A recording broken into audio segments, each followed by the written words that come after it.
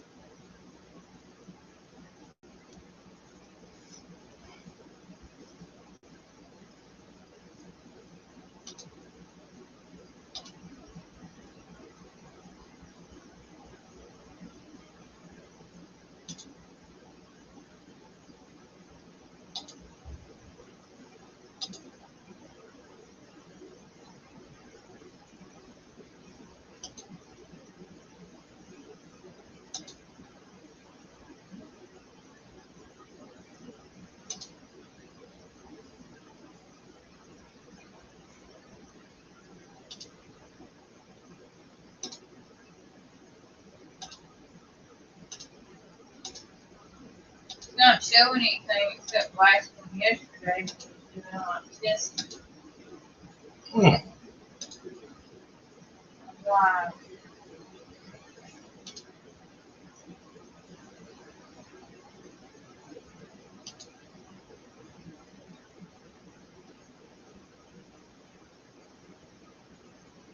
Says I'm live now.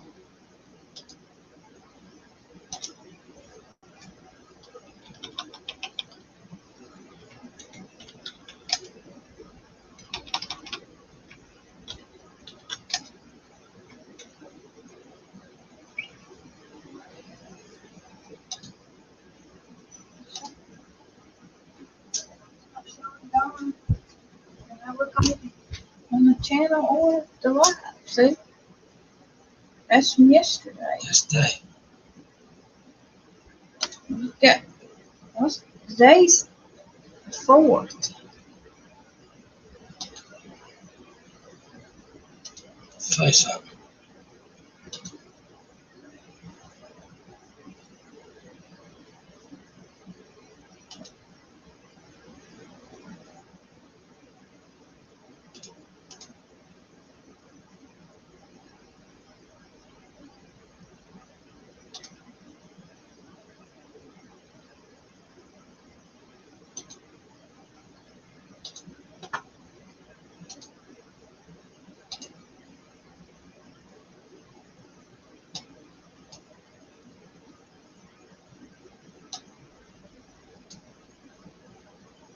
Going on at 7:27.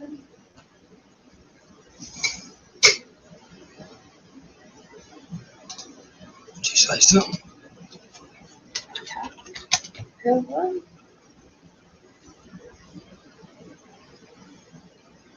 She still got it private. That's not.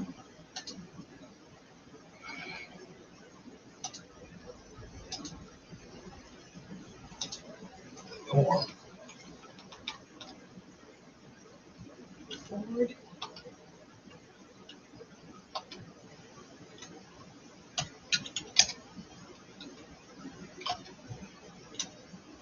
ORUM.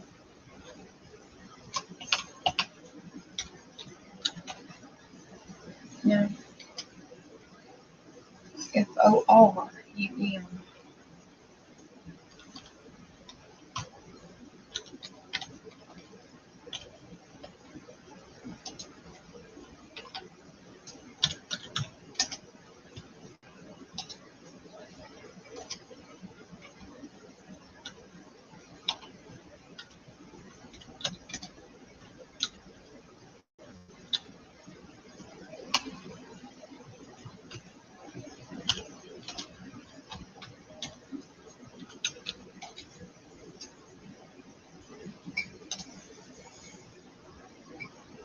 now say something.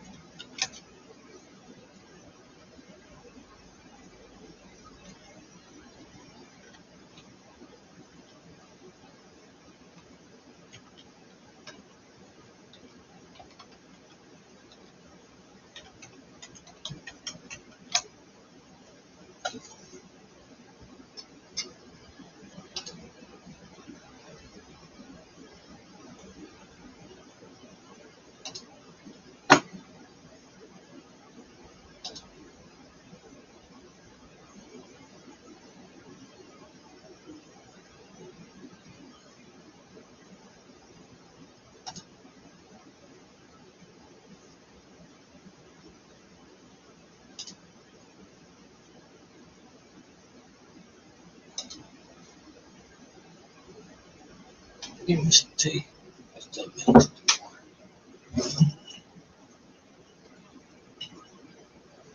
What time are you gonna make it cook? 6:27. Can you see me? What's this on?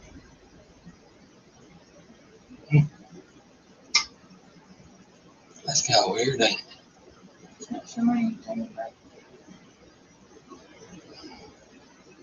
it says started 6 minutes ago.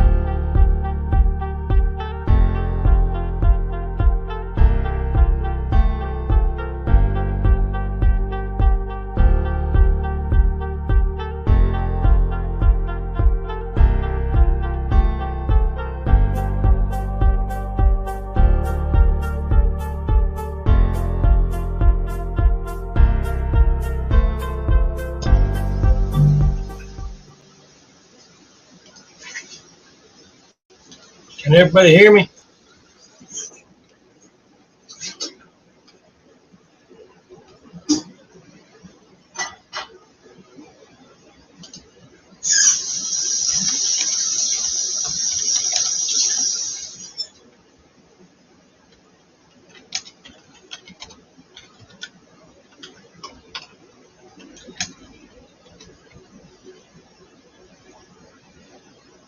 Hello, John, cousin Mike, Hunter,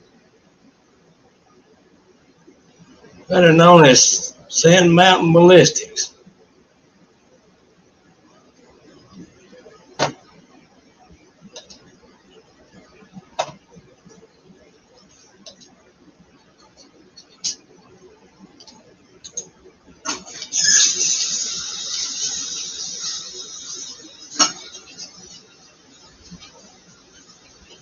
Can y'all hear me?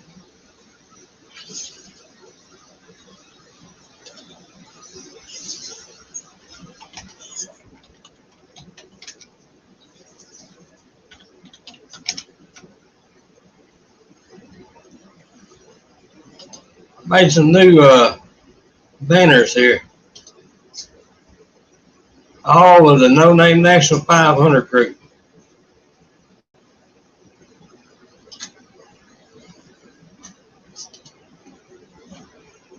Somebody wants to hop in. There's the link. Y'all want to hop in.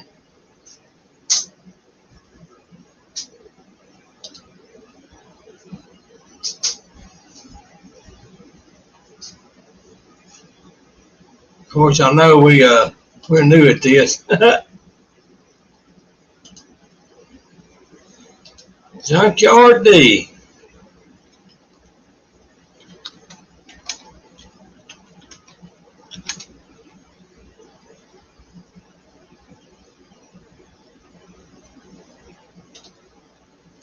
That little cat's crazy.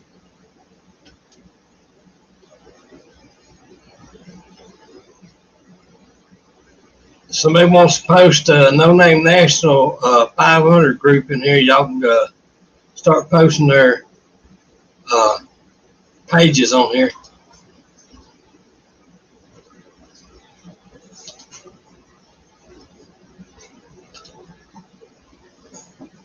Y'all kind of new at this, so y'all just had to bear with us.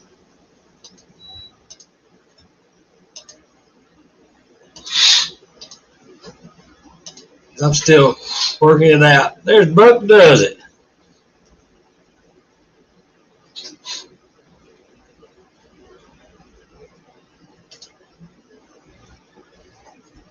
%6 recycled.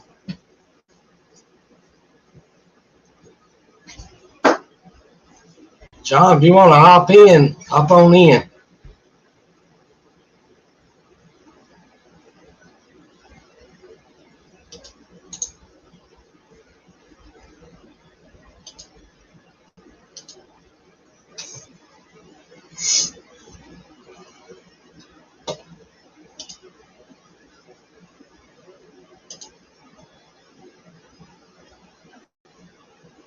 I'm still trying to learn this StreamYard.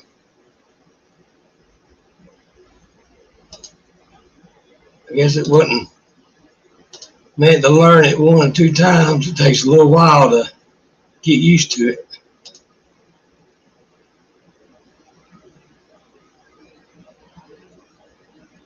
Come on, cousin Mike, hop in there.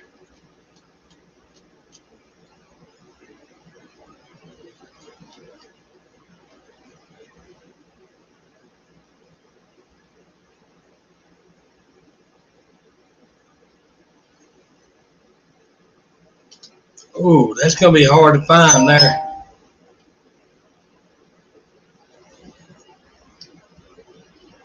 A lot of them Cavaliers has done went to the Masters. I would check eBay or, let's see, Rock Auto might have them.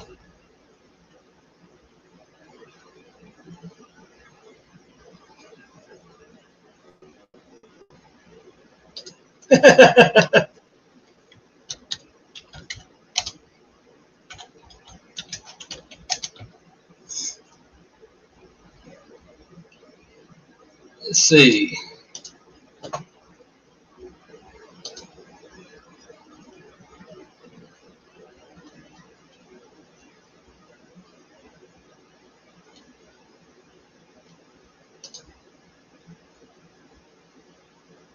Let's see. We got 10 people in here. Hello, old man in the shop.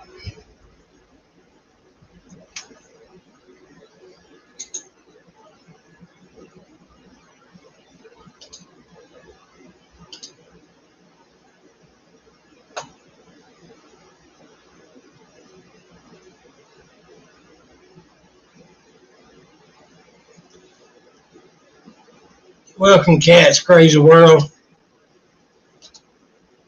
Yeah, a lot of them Cavaliers are done long gone.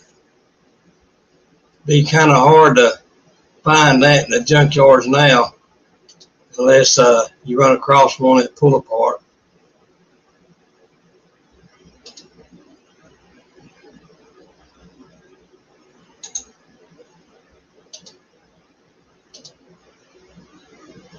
There's a link to hop in here if somebody wants to hop in.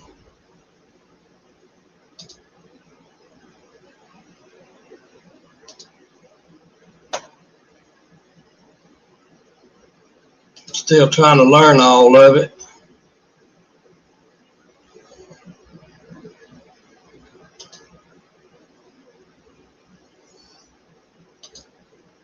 Yeah, we're working on our watch hours now, and the last couple of days it's been going up, so that's a good thing.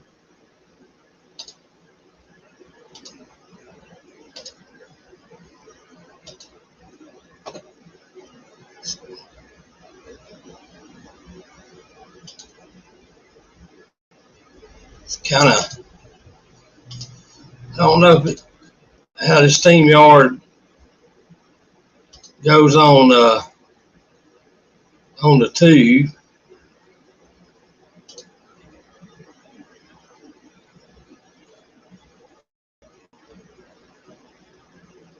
Oh yeah, there we are. Hello, Dr. Art.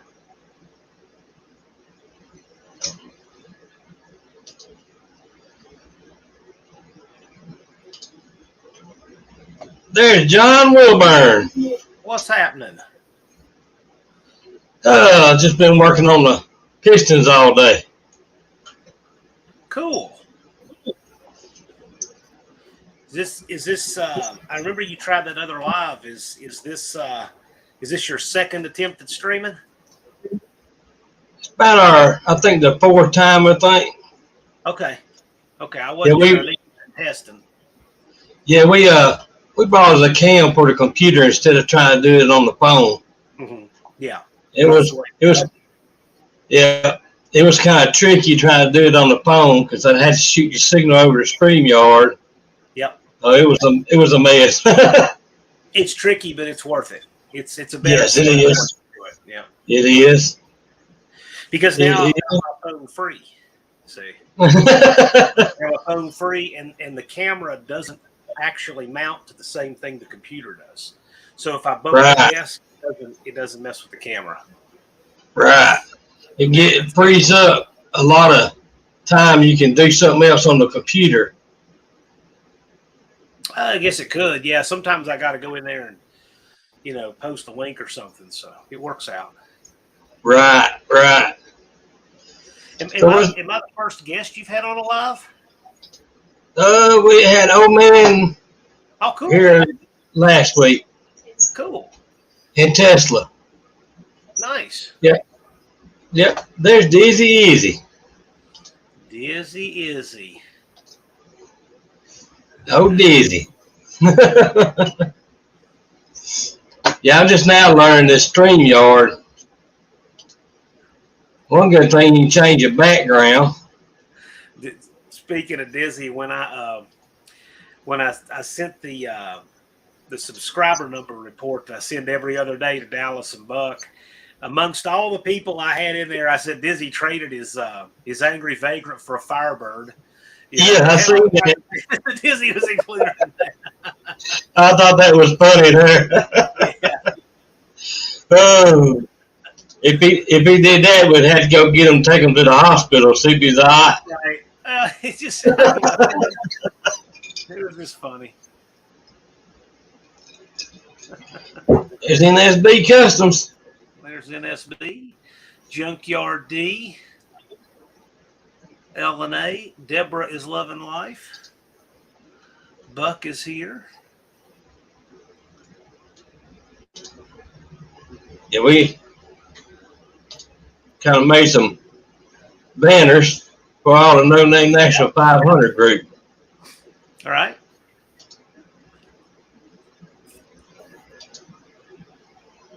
Just trying to do my part to get them to 500. Yeah, I mean it's camaraderie. Yep.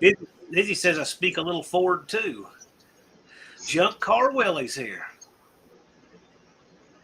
Oh, Daisy might have a little blue running through his veins.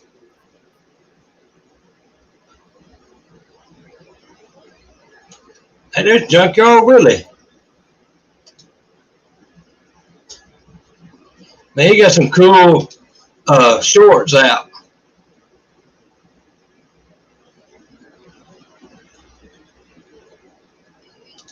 That old Buck does it in here.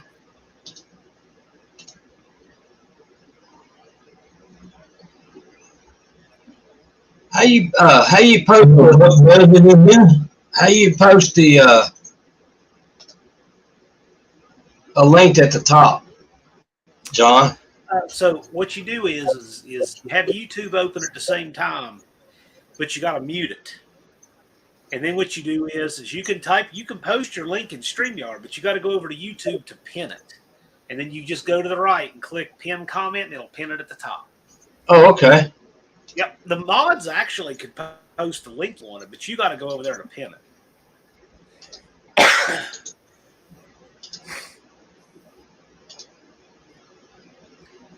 See, like I have this muted on YouTube right now, and I just changed the title. There we go. Appreciate that. Oh, yeah.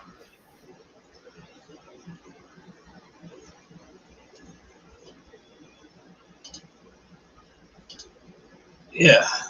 Can you hear me now? Oh, yeah. So I see it. Yep, you got your link pinned at the top. And then if you pin another link, it will replace that one automatically. Oh, okay. Yep. So, like for instance, if we're having a subscriber drive for one channel and they get 500 and they get it real early, sometimes I'll just change the link to another channel. Oh, okay. Yeah. That works out pretty good. Sure. Yeah, chemical burn on my fingers today. Ooh. How'd you do that? Cleaning with some chemicals when I cleaned the pistons. My gloves just disintegrated. Oh, yeah. You know what I thought was a neat piston cleaning video. Rick and Ricky Gervais were just using steam to clean their pistons. I can't believe how clean they got them using nothing but steam. It surprised me, actually. See, I stuck mine in diesel fuel, Yeah. and then I come back and then I'll soak them in my bat for a couple of hours, and I'll pull them out, and then I'll spray them down with degreaser, and then scrub them, and they come clean. I guess it's the bat kind of got my fingers kind of chemical burned. Yeah. Yeah, it can happen. Yeah, I got all my pistons done, the motor's clean, and I fix to start putting it together, and then I still got to look for me another set of heads. My heads wind up being no good. The valve guides, two of them come out of the head, so I'm going to look around, see if I can't find me another set of heads just to throw on there.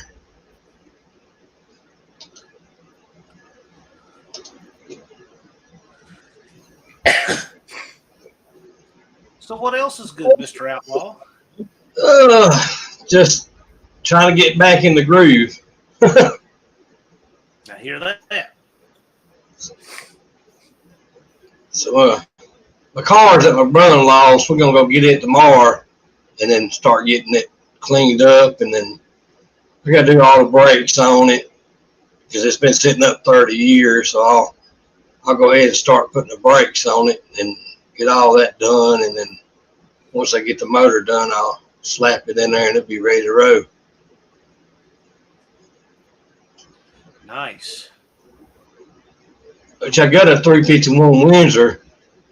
I'm actually thinking about dropping the 351 in it, and then that's if I don't find me a set of heads.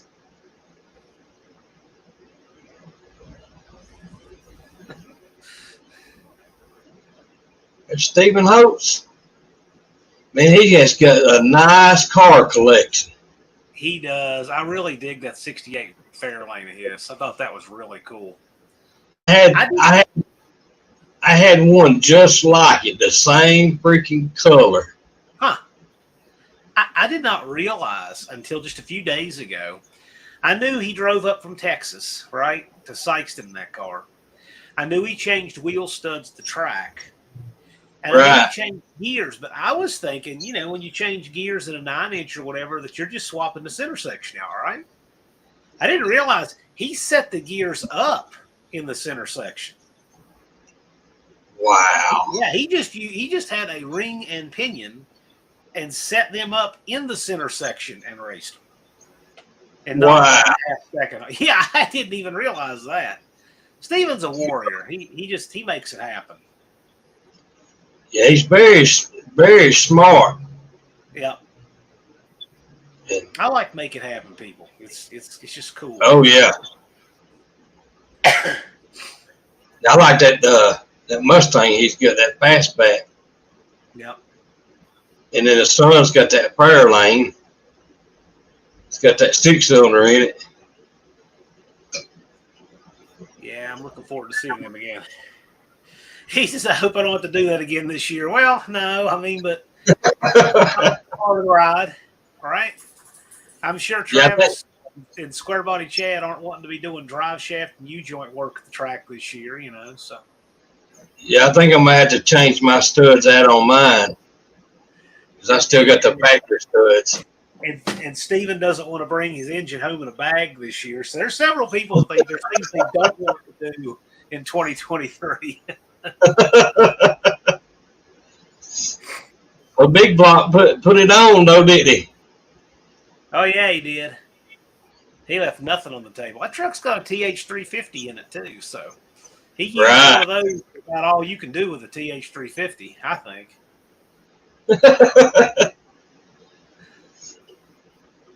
Yeah, I was watching some of the videos from last year, and they burnout competition, boy, they was giving it. Oh, yeah. Yeah, the modulator valve and the transmission. Yep, that's a Ford thing, and they can have it. Yep. I don't know why Ford ever put a modulator on the back side of a transmission. I don't know why they put one in it at all. They could have just done a governor like Chrysler did. I know that slant six fan, or not slant six fan, old Grant over there. He had that Fairmont, and the car wouldn't upshift, right? And I said, are you sure it's not just a modulator valve? It sure sounds like it, right? No, it's not that. It's got a new one. Well, I didn't even think about asking, what kind of new one is it? Because, parts store new doesn't mean it's fine, right? Just because it's new. So anyway, he went through months and months and months of stuff. I said, put a vacuum pump on it. Just make sure it's working. It's new. And then months later, he took it to the shop and he said, yeah, it's modulator valve. It was just a defective one out of the box. Which is you can get them. Yep. Changed modulator valve, had all his gears. We had a guy one time brought his truck into the shop. They wouldn't crank. And he said, I said, what about all the sensors? Well, I cleared the check engine light. I said, well, now we're in a position now to go figure out what's wrong with it. Yeah. So I got my scanner, hooked it up. Wasn't nothing stored in it. I said, yeah, it's got a bit of crank sensor. And I called and ordered one, and the guy used to come by the shop every day. He's like, oh, it's not the crank sensor. It ain't the crank sensor. I done put one of them on there. I said, yeah, but you can always get a bad one. Yes, you can. And on a crank sensor on a Dodge Ram pickup truck in those years, you got to lean over the backside of that motor to get that thing out. Yeah. And it's a pain. That's what it was. The problem with things like diagnosing a sensor that to me is so frustrating. I've put, of course you can always ohm them, but the problem with that is they never ohm consistently because of temperature. It's like trying to ohm a plug wire. It's a complete waste of time. You can ohm a plug wire all day, and by the temperature of it and whatever, you can't ever tell anything. Fuel injectors, you can never really ohm a fuel injector. I mean, you can ohm one and just see, OL and know that it's dead. But when you got one that intermittently misses, ohming them won't tell you anything, right? Another light might, but to me, the best way for them is to put a stethoscope on, because when they're acting funny, they'll have like a little heart murmur sound to them. Yeah. But some of these things, like these sensors, crank sensors, I can't tell you how many crank sensors I can sit there and ohm and they test good. I can put a Hall effect on them and they'll test good. Right. Think that well, all right. No. No. Not Hall. I'm talking about putting the oscilloscope on there to test the Hall effect, right? No, you still can't. And you'll change it and it's fine. It's some of this stuff, the way it's wound and it's as temperature sensitive as it is and the way it's insulated, you can't half diagnose the stuff. That to me is very frustrating. Right, because you got one sensor that goes bad, well then you're gonna have 2 or 3 that show up on your computer scanner. Oh yeah. And then you got to figure out which one it is, because you don't want to replace all 3 of them. Well, just because one is bad. Well, yeah. Well, shops that work on the same things all the time, they have a huge advantage because they have those parts laying around to test. Right. I got a friend that does heavy equipment repair, trucks and stuff. Right. So they work on the same Cummins, the same Navistar. They pull the cabs off the Ford 6.0s to do all that EGR delete and stuff. Right. But it might be big stuff they have to work on, massive jobs like that. But at least when you need a part, you have tryout parts on the shelf, which is a big shortcut. Right. Stephen Holt's a bad HEI? Absolutely.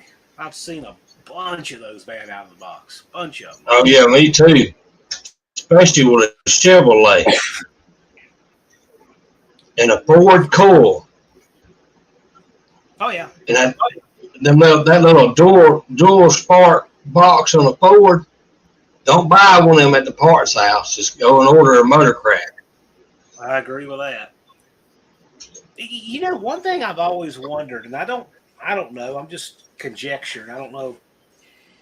You know how people will take like a single coil for an LS, right? Like an LS has 8 coils on it, right? You have 8 coils, no plugs, no distributor. I'll see people take that one coil, but then they'll use that coil with a distributor on a V8. Right. Okay.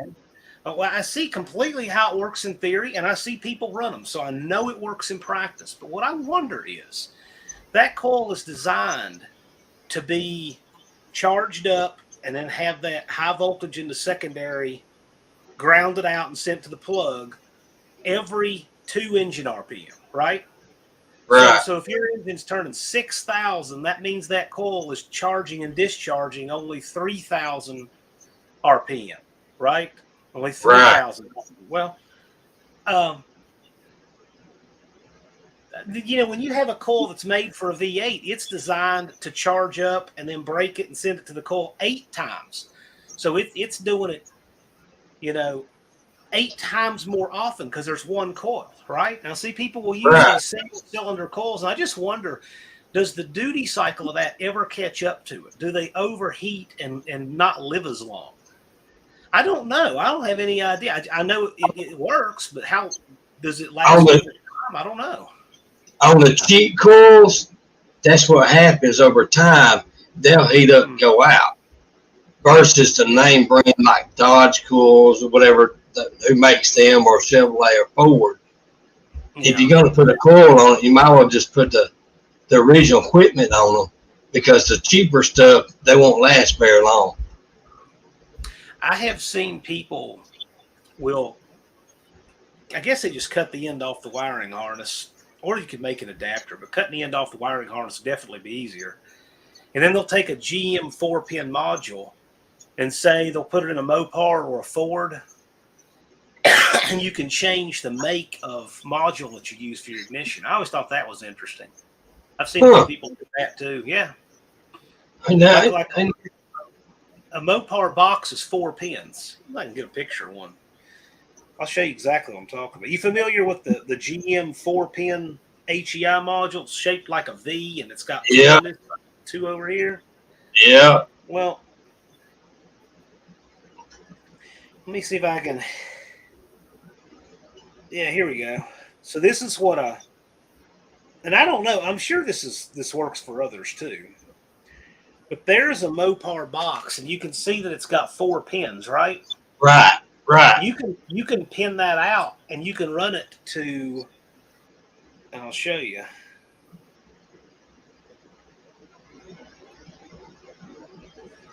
You can run it to one of these instead. If I can get it to come up.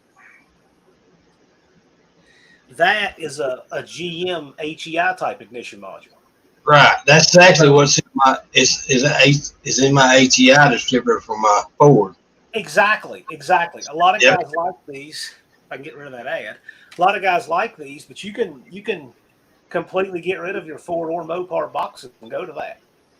Right. Yeah, that's what I'm going to HEI distributor. One wire distributor. That way it cuts out all of that crap. I think that's what Just Mopar Joe has in his Barracuda. He's got a GM style HEI distributor in it. Right. I think everybody's going to HEI. It's more simple because any parts house is going to have a module in it that you can walk in and get one. Well, you'd think. Yeah. I remember the Ford modules from the 80s were so bad about going bad, really bad. Yep. They've made them better now, but you know exactly what I'm talking about. Like your 4, 5, oh man, those things were notorious. Yeah, I bought a new one for the yellow truck and had to take it back 3 times before I got a good box. Scarlett, Joe does have an FBO box, but I could be wrong, but I was thinking that huge tall distributor that he has, that he stuck in that 400 for its dyno run. I thought it was an HEI style. I do know he has an FBO box, so I'm not sure. Yeah, I just like the idea of one wire to the distributor. Yeah. Same way with the alternator. I'm going to use a Chevrolet alternator because it's got one wire going to the alternator. Yep. Just makes it simple. It's, if something happens, you can always go walk in any parts house and buy the alternator, Makes it a lot simpler. Yeah. Instead of trying to chase down a problem. I agree. I don't like any extra complexity in anything. Actually, if I'd have thought, I actually probably would have did a LS swap in this Thunderbird. It would have been cheaper doing the LS swap than doing what I'm doing. And just think of all the trolling you would have gotten for it. Oh yeah. The guy I brought my car from belonged to his daddy, and it sit up 30 years in the carport. Where his daddy died last year, and then about 3 weeks before I bought it, he moved it over across to the junkyard side. Yeah. Because he leveled his daddy's house and fixed to build a new house out there. And one of his workers says, "You gonna make a drag car out of that?" He says, "That car ain't got 44,000 miles, and it's all number matching car." I said, "Well, when it leaves here, it won't be." Well, And some of the nicer drag cars are ones that were made from low mileage cars, but they're just nice and they stay inside, so it's not a waste. Right. No. Well, if I later on decide to put it back factory, I got all the stuff that came off of it. I can always put it back. But being an 80-mile Thunderbird, they ain't very popular. Now, I know a guy that has a 72 Dart, or no, it's a 69 Dart, and he bought it on a used car lot in 1972. And he's been racing that car ever since. 51 years. It's a factory 340 car. It's black. Wow. And he has the original 340. And in fact, the original 340, he raced that for probably 20-some years. But he has the original block. And, I mean, it's a really nice car because it's sat inside and been a really nice car its whole life. So, cool. It doesn't have any miles on it. Yes. A lot of people don't realize to find a number matching car now is literally like finding a needle in a haystack. Yeah, it depends. I mean, the stuff worth building, yeah. Right. And then if you're going to restore one back, even if you got one, the all number matching car, you're going to spend $50,000, $60,000 on it. Yeah, it's crazy. It is. I just sooner drop a motor in it and get it going and take it down the road. Some people, the cars they like have changed and evolved with the cars that are for sale now. But right. That's not the case with me. I like the same cars 30 years ago that I like right now. That's they right. Cost more and they're harder to find, but my taste in cars hasn't changed a bit. That's it. I like anything from the 90s back. Right. And some of the ones in 2000 and up I like, but most of them to me is just junk. I've heard it said, and I tend to agree, that OBD2 was kind of a watershed moment for when cars got way too complicated. OBD2. Yep. So kind of before that's 95, right? Right. 94. Toyota had it in 94. GM had it in 96 was when everybody had to have it. Most people were getting it in 95, but that was kind of like the cutoff for me when cars just got way too complicated. Yeah, when you got a car that's got 10 sensors that has to make this engine run, you got problems. Yeah, I don't care for that. I seem to have a carburetor on top, just a regular fuel pump up shooting the gas to the carburetor and let's ride. Right. That's right. That's what I like. Because you get in, like this Escape we got out here. Man, there's so much crap up underneath the hood of that thing. It's just unreal. No, I've literally looked at cars before and I said, it looks like a neat car. Raise the hood. Nope. Walk away. Never think about it again. Yep. I don't want to own stuff like that. Yes, and no, it's called warranty. Yeah. That warranty is overrated. I don't have anything made in the last 20 years. Mm-hmm. Nothing. Not me, man. It's not. They ride. Some cars are newer cars. They ride good, but there's cars in the 80s and 90s that actually rides better and drives better than the new stuff.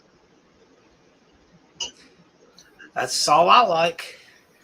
It's like that 79 F-150 that we just sold.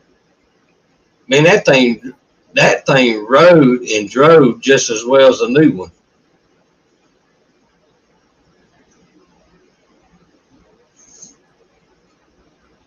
Yep, LNA gets to work with it when it comes in on warranty. First responder, how's it going? First responders in the house.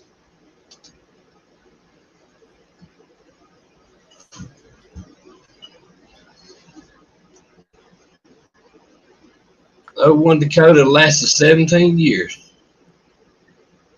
Yeah. Was that a 4.7 Dizzy? Or no, an '01. That would have been an LA engine, right? That's why it lasted 17 years. Yeah, if it had that, what's that, 4.7? Those things, they were fragile. Ooh, On paper, they were great, but they were fragile. right. And that timing chain ever messed up, you might well just chunk it and find something You're else. done. You're Yep. done. I bought one of them trucks at a finance company, and finance company sent it over to a shop to have it timing chain put in it. Well, they bit the valves in it. I bought this truck. I mean, it took me literally 3 days to get it in time after I pulled the heads, and I had to drive all the way to Tennessee just to buy a set of heads. When I seen that thing leave my yard, I said, I'll never own another one. I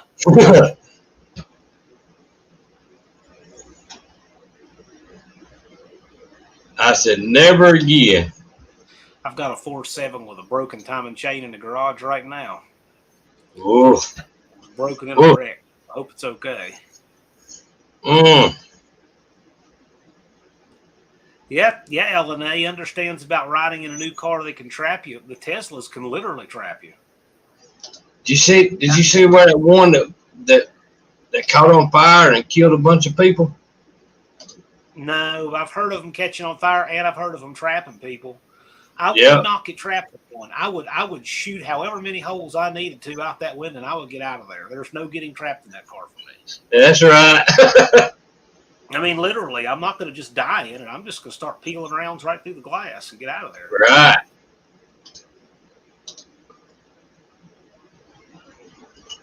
Yeah, I always carry my pliers or something inside a vehicle, and something happens, I'm busting the window out.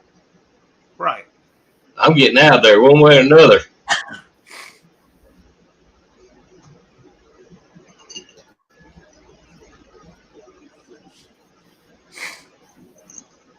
Oh, he's got some cam shafts for 4.7.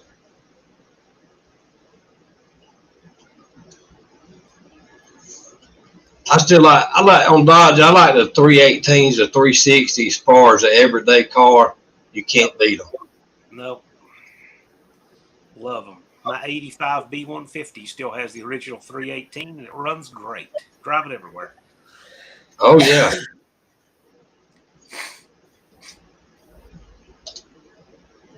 Yeah, I'd rather, if I'm going to use a truck to pull with, it's going to be a Ford. If I want one to ride in, it's going to be a Dodge. And if I want a pretty truck, it'll be a early model Chevrolet. Huh. Well, my guilty pleasure Ford is a 68 F100. I think those are some of the best looking trucks ever made. Me too. The short wheelbase. I think a long wheelbase. I like them. Yeah, all right. There's one down the road from me. I see it sitting there. He probably couldn't buy it for $1 million. I hope I never drive by and see a for sale sign on the windshield, because the gravitational pull will be way too strong for me to not stop. It's kind of a satin black. It's a really nice looking truck. When we go to town, we pass this car sitting on the left side of the road. When we come back, it's on the right side of the road. And it's a Mustang. It's got pink stripes. My wife she says, I want that car. The car just sits in the driveway. So the other day I pulled up in there. I said, y'all want to get rid of this car? And I was thinking to myself, I need to buy this car and let my wife drive it. Oh, we just use it every now and then. I was like, oh.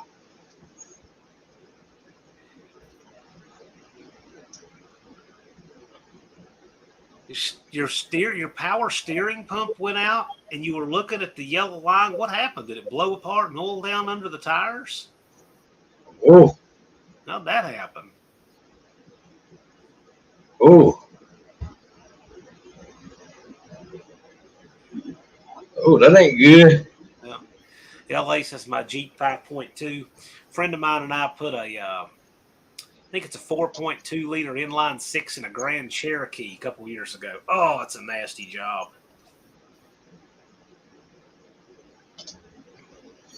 Yeah, JB had to go cut a tree down. Tree work. Oh gosh. I need some tree work done, and it is such a thorn. Oh, it's a pain. Yeah, it is.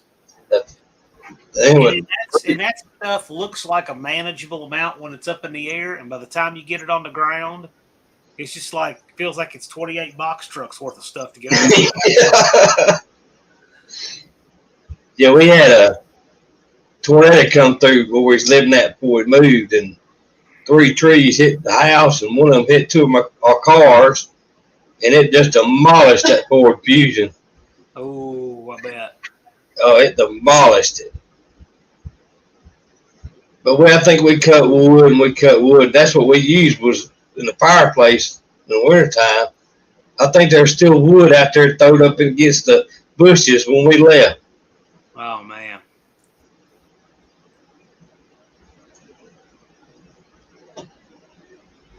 If this thing was all from a power steering pump, you didn't have a tie rod break or anything?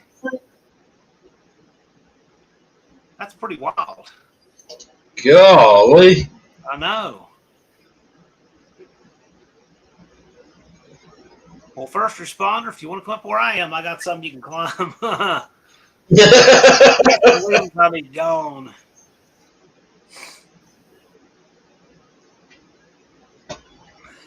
Yeah, here, I guess it's been about a couple of weeks ago when the 2 tornadoes come through here.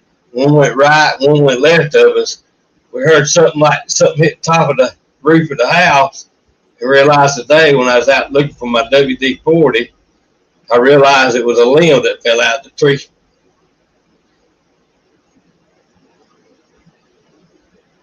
Both front tires went to the left in a half second. Wow, that's wild.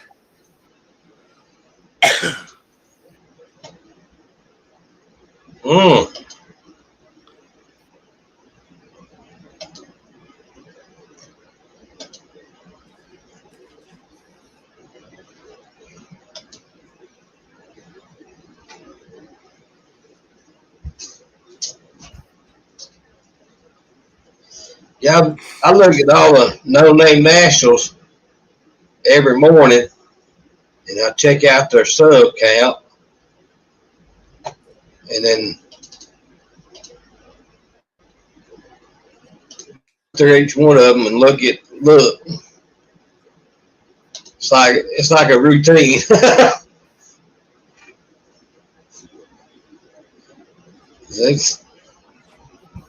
they coming up too. Every live they getting subs. Yeah. I'm watching. It's time to step it up though. It's April, man. Yeah, they need to be getting on the ball. It's April. If you look at it, you could kind of look at this as 3/3. Okay. You can look at it. The off season is a third. Then we have a third till about right now, and then we have a third until we go to Sykeston. Right. So if you look at it that way, we are 2/3 of the way spent. Yeah. Oh yeah. Not quite, but pretty close. First responder, you will. Some people stall out in different places. You'll get it. Everybody go over there and give first responder a sub. Let's get him to 1K.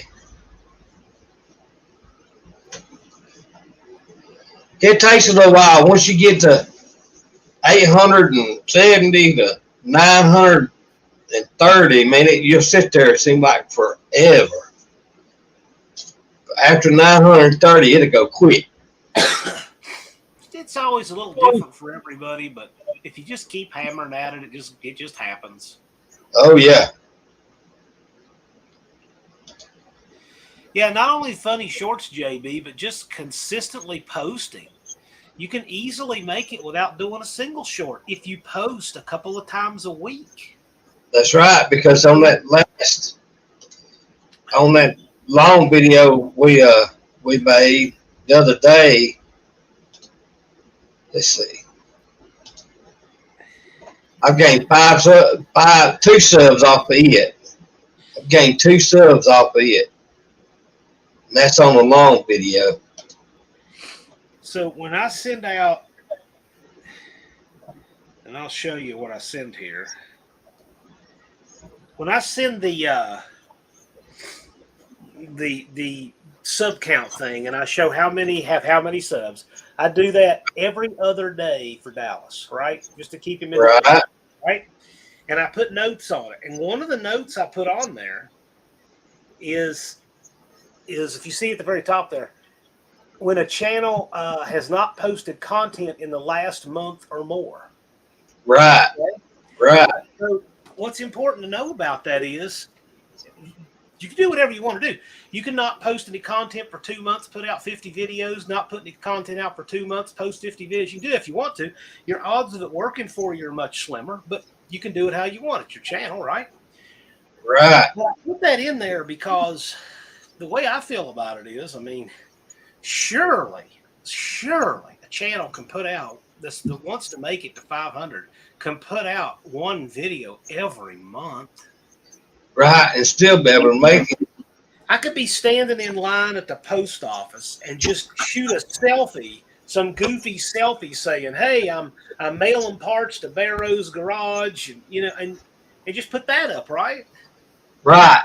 I don't And understand when somebody won't put up content for over a month. So I always mark the channels. It's not like I don't do it. It's nothing. It's not telling anybody to do anything with them, but it's our way of kind of knowing, hey, these are the people who aren't making the effort to make it themselves. So let's, my suggestion is put the effort behind the people who are, right? right. I think that's Right. really fair. So if Channel X has put out 18 videos this month, and Channel Y has put out 0, I think it's Right. not very fair to Channel X to be spending your efforts on Y, who, I mean, maybe Right. that channel doesn't care as much if they make it or not. I don't know. Now, this year it's been pretty good. And to be honest with you, I haven't even looked at it yet. But come Memorial Day, that number gets important. Right. And I'll tell you, for a good example of what too, like JB's little shop, he was never one of those. He's always putting out content, never gave up, and he made it. Right. He still did. Yeah, and that he's an example of what to do. Right. Anybody who just keeps hammering will get it, and they did. They sure will. The thing to not do is to wait and say, well, when the weather gets better, I'll start making content. When this happens, I'll do it. When that, well, I know I need to get on it. Like, I saw a channel who made a Namenationals declaration video in January, and I don't know if they've made anything since. They haven't registered. They haven't registered either. So I'm like, okay, well, I mean, it's fine. It's not for everybody, but I'm like, how are you going to get to 500 if you're just, what are you waiting for? Are you waiting for June? I don't know. Really, I don't have any idea. I don't Right. Know. That's like some of them say, I'm going to No Name Nationals, but they're not on the list to get 500 subscribers. Well, that's another thing. I mean, yeah, there's a lot of people who they're like, well, I just haven't registered yet. I want to make sure I've got the subs before I do. But the thing is there are all kinds of people out there who might be going to register.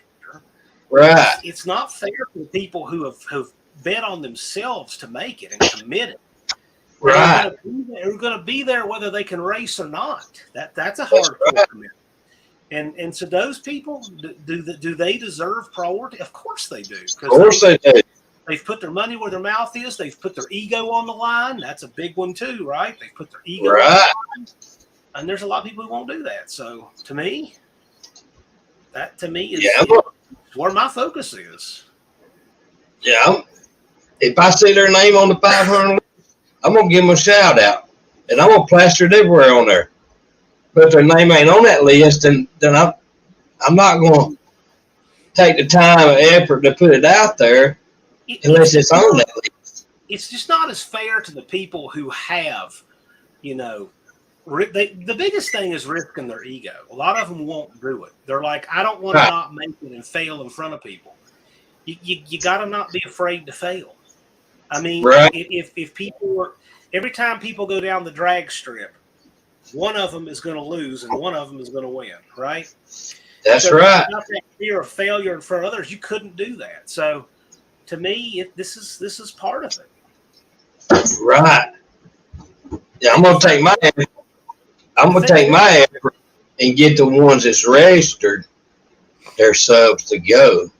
But you know, I hear these people that say this idiotic stuff like, "I just want your registration fee." Your registration fee pays 1/3 of 1% of the cost of the event. I'm not Right. after $82.50 because I'm on the hook for all the big bills, right? I mean, Right. you know how much I'm on the hook for, and that money is whether anybody even shows up or not. And if the Right. event doesn't go off, I failed in front of everybody. So it's not like I'm not Right. investing a huge amount of personal financial stake. It's not like I'm not risking my reputation on this and everything, and I do, but I also deliver. And so it's not like I'm just saying that and expecting something out of them that I'm not willing to do myself.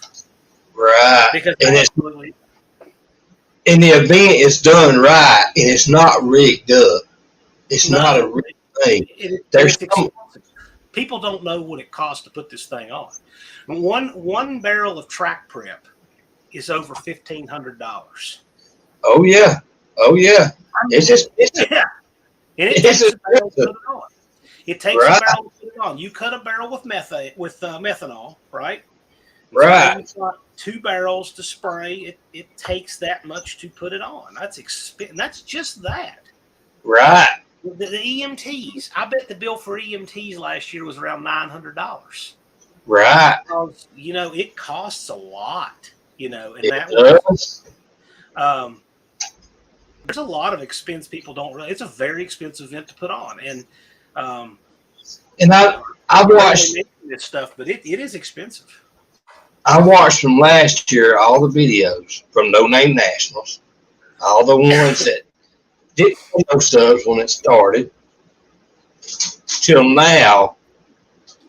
94, 95% of the channels is well over 1,000 subscribers Oh or yeah, more.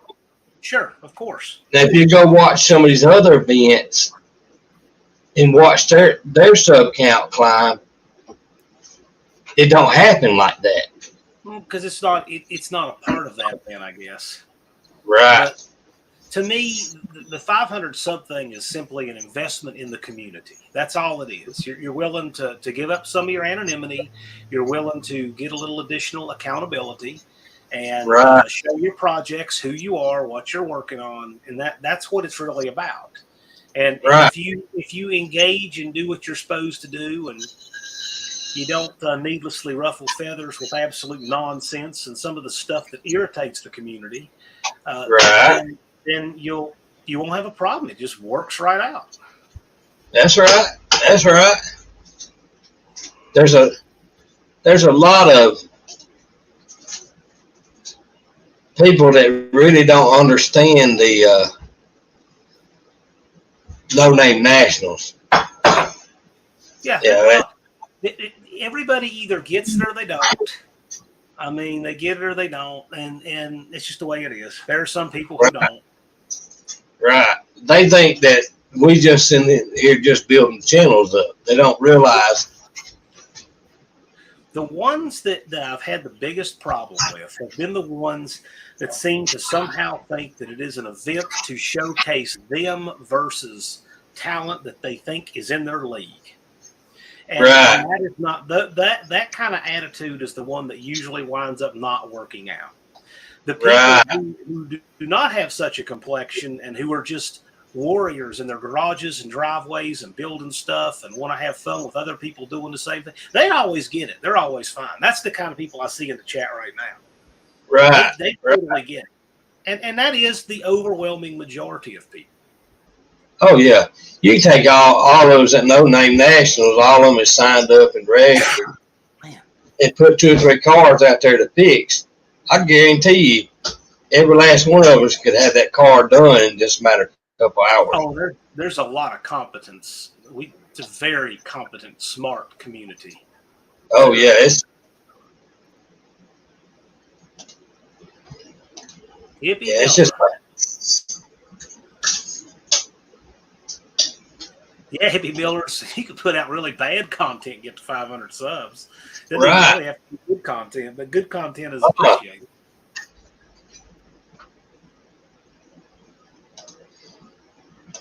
Yeah, it's just the ones that's registered for the 500. I'm gonna put them up front and center. And just like I commented on Sand Mountains, if he'd register, I'd put his channel out there front and center. Yeah, JB, there's a couple every year.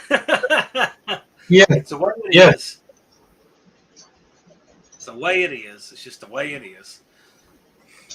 Nah, it's really, and there's just nothing you can do about it. No, you just gotta put it back in your head and keep on going forward because you can't deal with stupidness. Nah.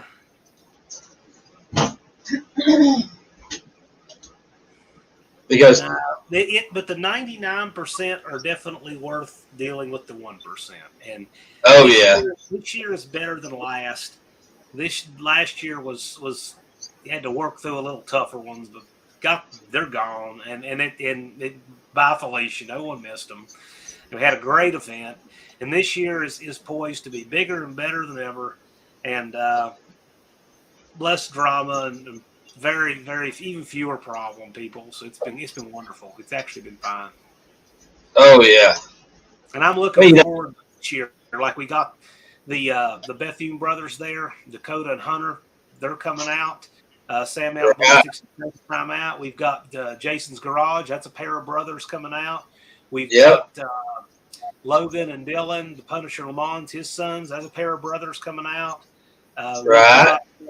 And I don't know if he's just going to be crewing for Joe, probably, but Joe's brother Drew will be there. So we got several sets of brothers who will be there this year. That's kind of interesting. And Paul Garage, he and his brother there last year. Hopefully they'll be back. So right. JB's little shop, the little guys are the show. And I believe, I hope, I have demonstrated beyond a shadow of a doubt that the little guys are absolutely as important to me as everybody else. That's right. That's exactly right. First responder, you're great. Glad you last year. Yeah, we're looking forward to it. Yeah, this is a doer crowd. It doesn't tolerate much. And you have to deal with a bunch of craziness. It really takes away from what you got to be doing.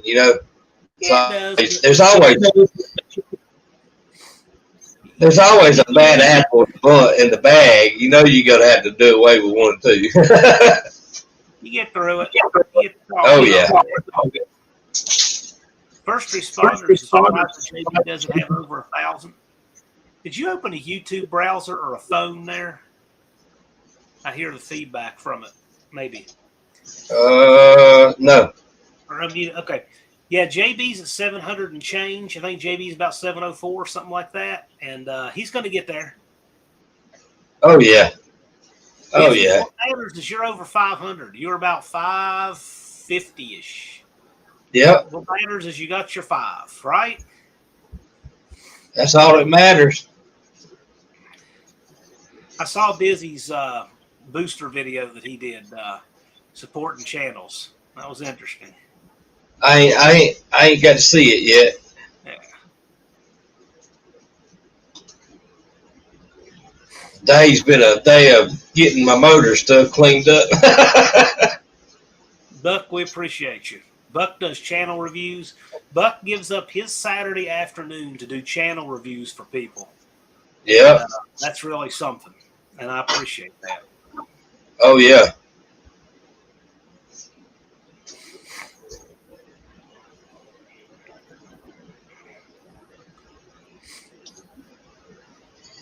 I like the shorts, but I like the long videos better. I'm not the way that this is a watchable thing. Right. They done it so messed up that you don't know what's their long videos or short. Yeah.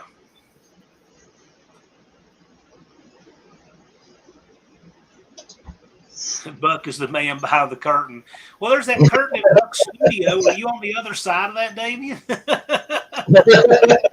Are you on the other side of the glass slipper there? Buck is a fun guy to be around. I agree with that. Yeah, Buck's a good guy. I had lunch with Buck on his way down to Psych because he was going down a couple days early to spend some time in Tennessee. So, Right. And Buck, if you do the same thing this year, let me know.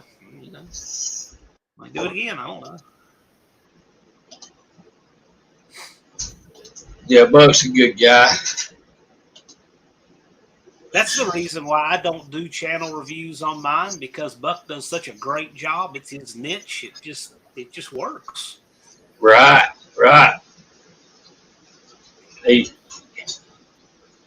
His first video, the second video, since the first and second video, he's just got better and better and better at it. Yeah.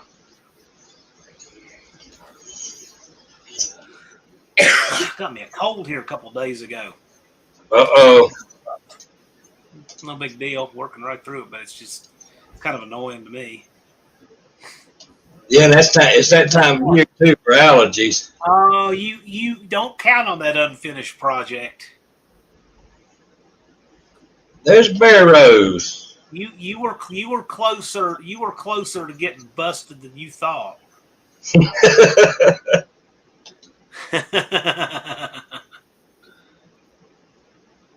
Yeah, lunch on his. Yeah, sure. Hey, Buck, if you are coming down early like that and it works out, I'm game. Just holler.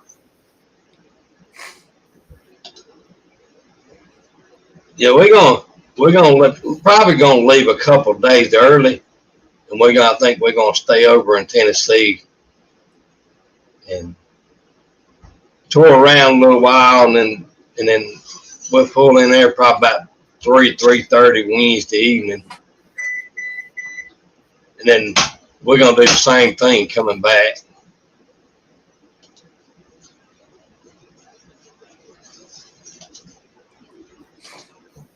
Well, when I go somewhere like that, I like to take my time and going. I don't get in a hurry. That's what I like too. I don't like to get in a big rush. I like to try to leave early enough so that I'm not under any pressure to be there by a certain time. Right. Stop, stretch. It just makes for a more pleasant way to drive it, in my opinion. Yeah.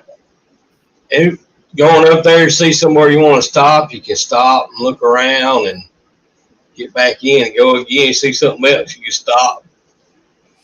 Now, if I'm going, say, west out through Tennessee or something, that's definitely a thing. But if I'm going north up to see Cope or something, there is nothing. I mean, it's just, windmills and nothing going through Ohio and all that. So right. That drive is pretty uninterrupted and uneventful. I'll just go on the road in the morning and get there, decent time. Right.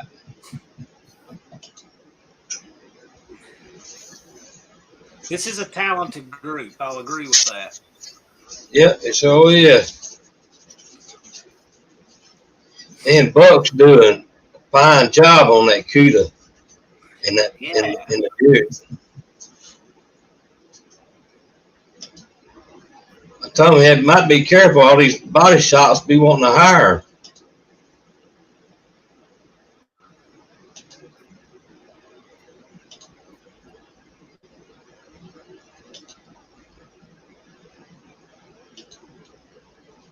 LP and JB be out there fishing on the boat.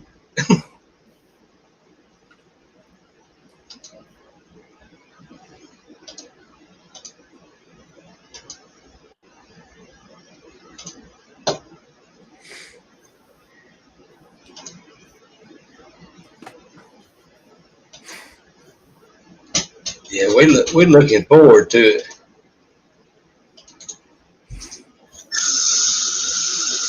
Yeah, I like how we have the camps, the different camps at No Name Nationals. So you had JB's camp over there with JB and Buck and Lars, and that was a camp, right? Then you had Camp Dust Devil over there, where you had Brian and Jed and Mars Ness, and Hoosier was over there, and then you had Camp Bad Tree, of course, where you had Blake and the Dodge Whisperer and Hippie. Right. you had all these different camps, right? I thought that was kind of neat. Oh yeah. And I had to camp with Dallas and Buzz and Ron Ward. We kind of had a camp up at the front too. So it was neat. It was just. Oh yeah. Yeah, we had different neighborhoods, but everybody got along great. It was a good way to do it, I thought. Oh yeah. What happens if it grows? What happens when it outgrows the track? I'm not worried about that. I'm not worried about good problems to have. I'm not worried about that at all.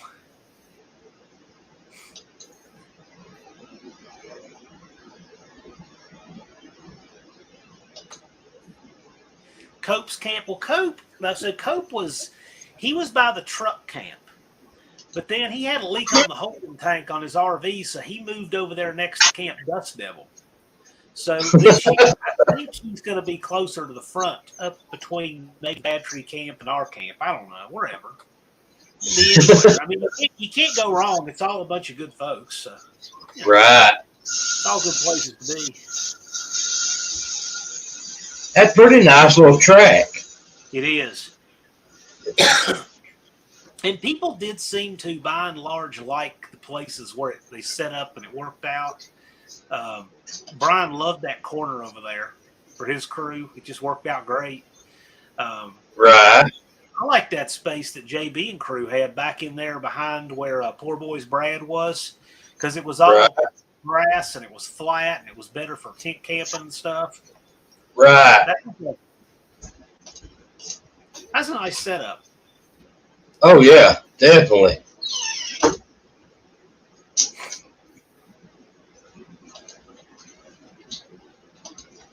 See, I love to go camping, buddy. Grab me a tent and I'm ready. Well, you can do it there.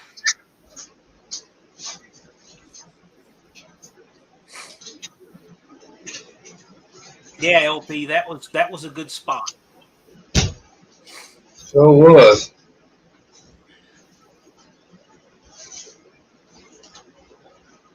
Now, once you get on, 55 out of Tennessee, it's a straight shot. Yeah. And it's a straight shot. Yeah. We're gonna split Tennessee in half. We're gonna go to back way, and then cut over on 55 between. I think it's like in Kentucky. I think. JB says, "Remember to police your area and leave it better than you found it." That was That's the right. best group. That place was cleaner than they found it on Sunday morning. Wow. I cannot say enough good about how clean everybody left everything. It was great. Wow. Yes, and the community was great. The local community there, Minor, Sykeston, they were great. Right. They were fantastic. That's good. That's what you want right there. Yep. Everything worked out awesome. Yeah, that's what you want right there. So I'm just hoping that the folks that it didn't work out for them to come last year will get an opportunity, and it'll work out for them to come this year. Right. Yeah, it just no complaints here. Yeah, we're looking forward to it. That was my Christmas present. Lukey B needs to step it up. Tell Luke I said he needs to step it up. He can do it. He's right at 200 subs. He can definitely do it. Oh yeah. He works for Howard's Cams. I mean. Oh yeah, he can do it. Create some buzz. He has a turbocharged Ranger. Surely. Right. I think he'll get some drag footage and stuff this year, and he'll get his subs. But yeah, I believe he'll make it. I think all of them on their own list will make it. And if any new ones come in, if they did like James and James, they'll make it. James and James, they're an anomaly. I would never count on doing it in 2 weeks, but it's certainly possible. Right. Black Motor Funny Car team there, Back Motor Mike, he needs 281. And that guy has, where else have you ever seen a Corvair rear engine funny car? Yeah, I ain't never seen one. That guy right there, he needs to make it happen because people love to see that car. Yeah, I like to see it.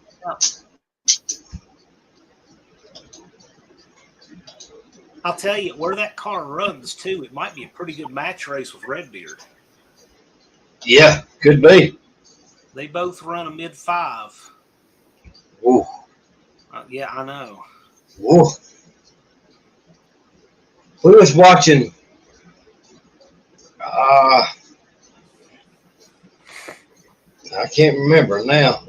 Drag racing on done now on YouTube. And Camaro pulled up that line.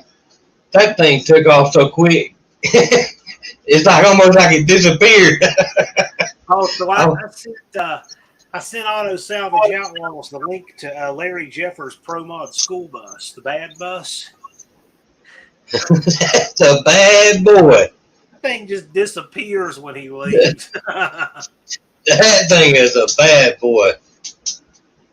There's a clip of it running 379 at Memphis in the 8th. I don't know what its best is, but it's obviously working. Has he ever run it at Saxton? I'm sure he has. He owns Sykeston. He owns that track. Hey, we need to get him to bring that thing up there. He needs to register. He's got the subs. Larry Jeffers Race Cars has a little over 1,000 subs. He's eligible. Yeah. He just needs to. He needs to do it. Yeah. That way we can see the yellow bus go down the track. Yeah, I'd be all for it. That'd be a pretty good video right there. Mm-hmm. That thing right there is so quick. Ooh, you'd have to slow down in slow motion just to catch it. Yeah.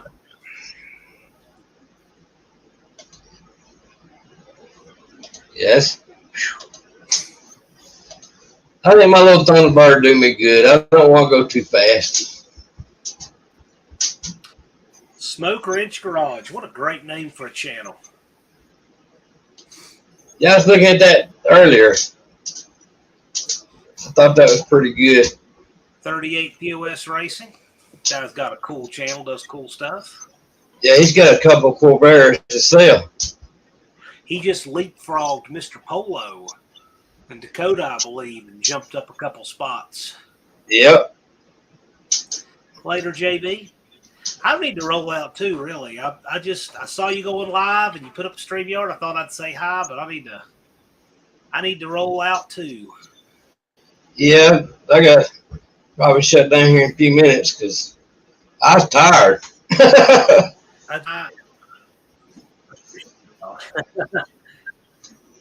You got to work up to having a 2-hour live. It can take a little out of you. Well, I'm building a car for no names. I'm just now getting around, moving around because of when I fell. Right. So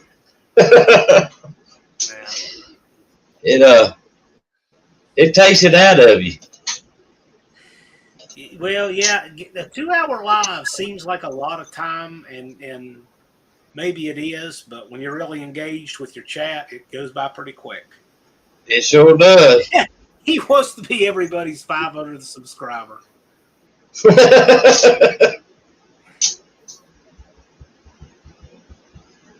Oh goodness. Well, I'm gonna roll out on that note right there. I appreciate you guys very much, and oh yeah, we'll be seeing you soon. I'll be live on Friday, and don't forget to catch Professor P in Dallas on the AHRA Tech Talk tomorrow. And with that, I'll see you guys later. Take care. We'll be there, John. Y'all be good if you need me. Uh-oh. Barrows is saying a big announcement coming out of Stephen Oates. Looking forward to that. We'll see y'all. All right, y'all too.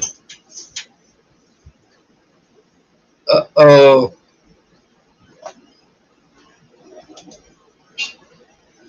Some more Fords coming.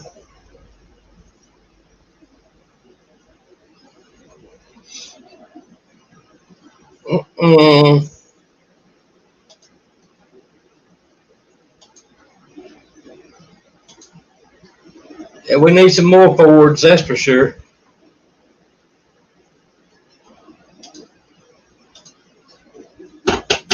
Even if they got, even they have Dodge body with Ford motors, they still a Ford.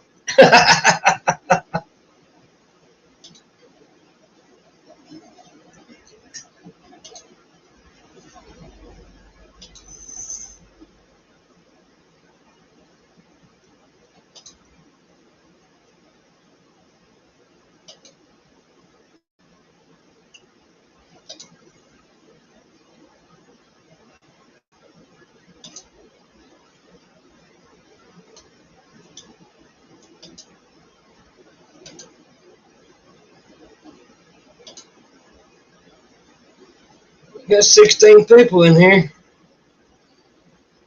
Have a good night, Dizzy. Glad you come in and made it, buddy.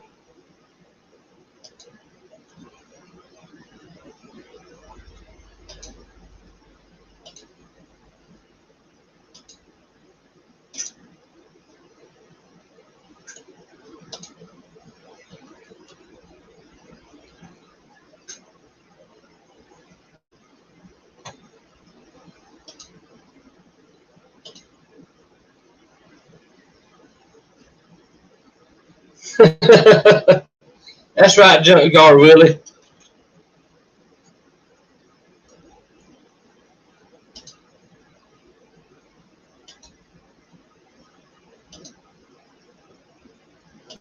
I think I feel pretty good. I got John come in on my live and Junkyard Willie. Man,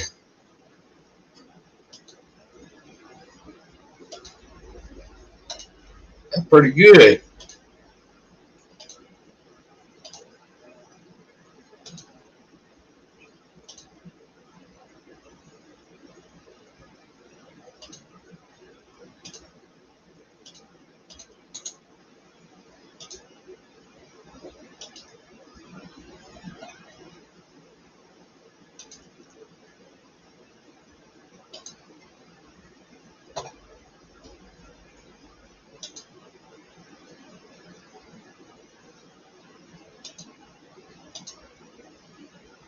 Junkyard Willie's famous now. Might have to get his autograph when we get there, Saxton.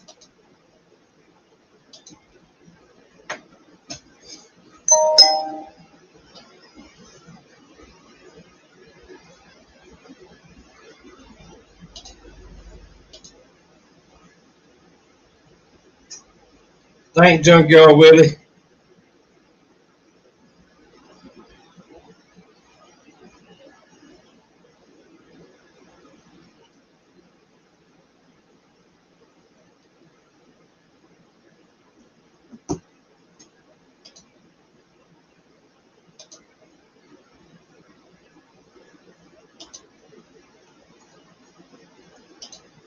Let's see.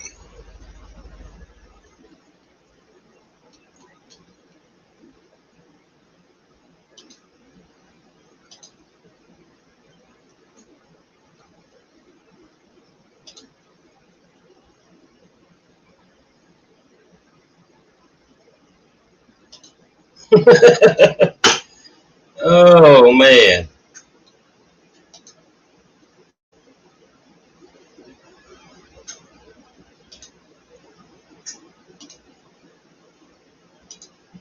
How y'all like that background?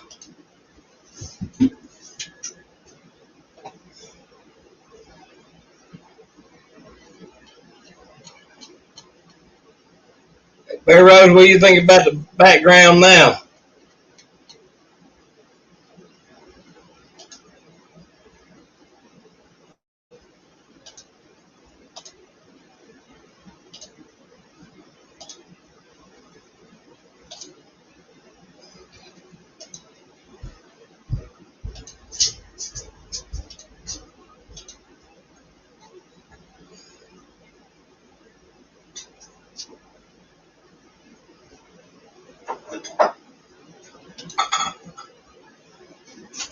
Oh, Dean's in the house.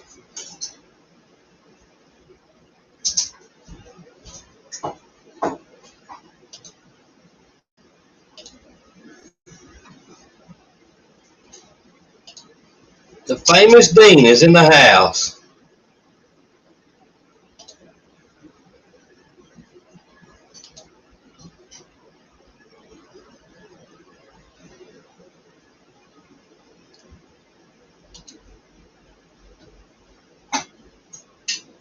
Hey,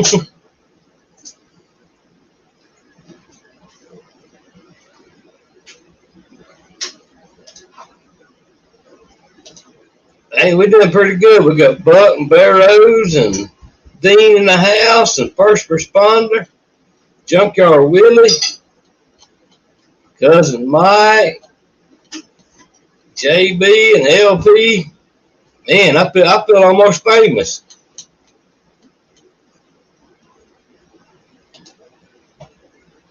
What about me? Got my wife in here. Man.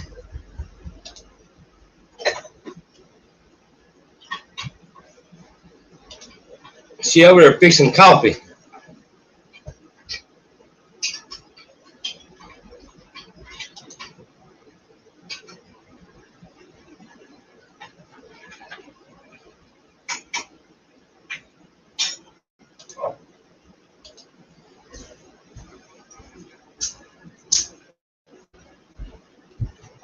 I have two, first responder.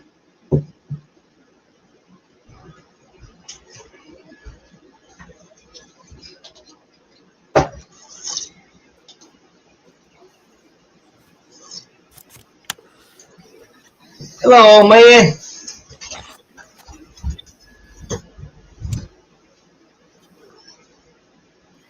Can you hear me? Can you hear me?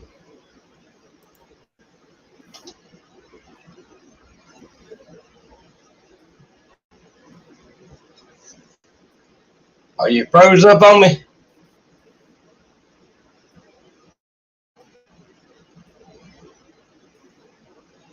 Things asking if I'm missing 8 cylinders.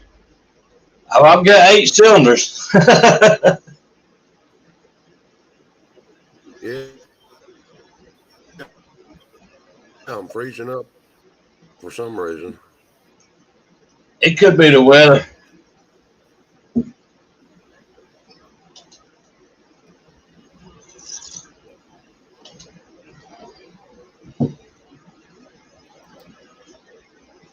Yeah, sometimes when it rains, it messes up wherever your jet stream's running. It messes up with your wireless internet.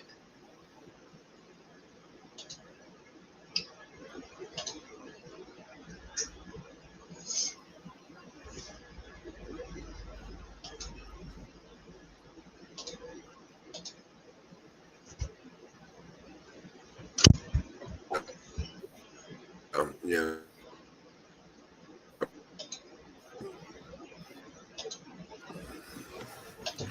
Yes. Especially if you're further away from your box. If you're closer to your box, it's a lot better.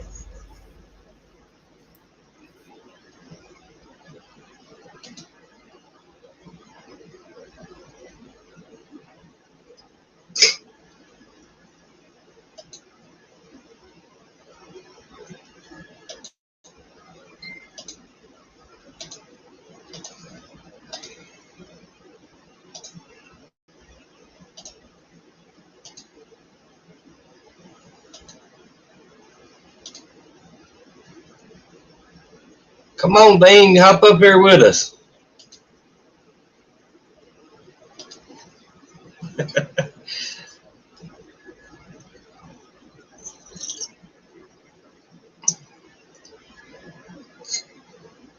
This is coffee hour now.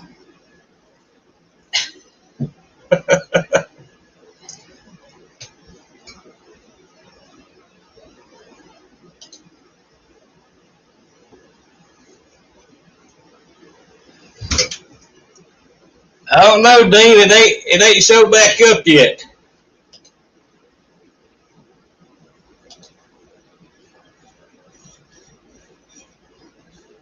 It might not be brown after a couple of days. It might be a different color.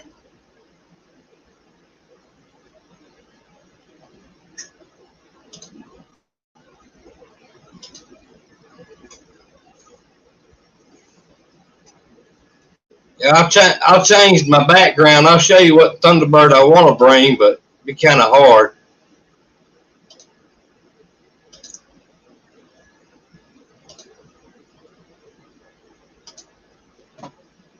That's a good looking Thunderbird behind me.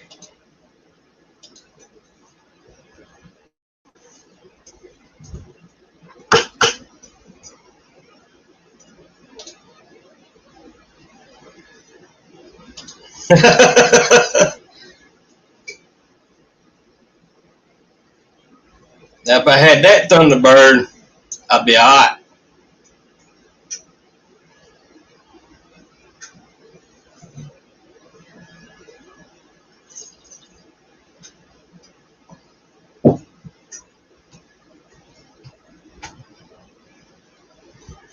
So I actually thought about painting the Thunderbird like this and putting my channel name on the quarter panels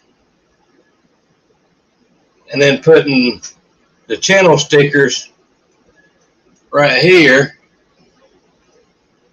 and the course right here. So I actually got 2 sponsors I got to put on there somewhere. And then what I was going to do about the hood was going to do something with the hood with our 2 daughters right there. And then the trunk, because the bike's going to go on the little sail I got to go on the trunk. But we'll see.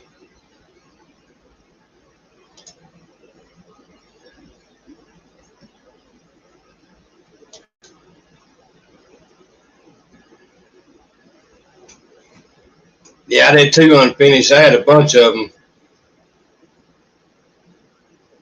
He was one of the best drivers in my book.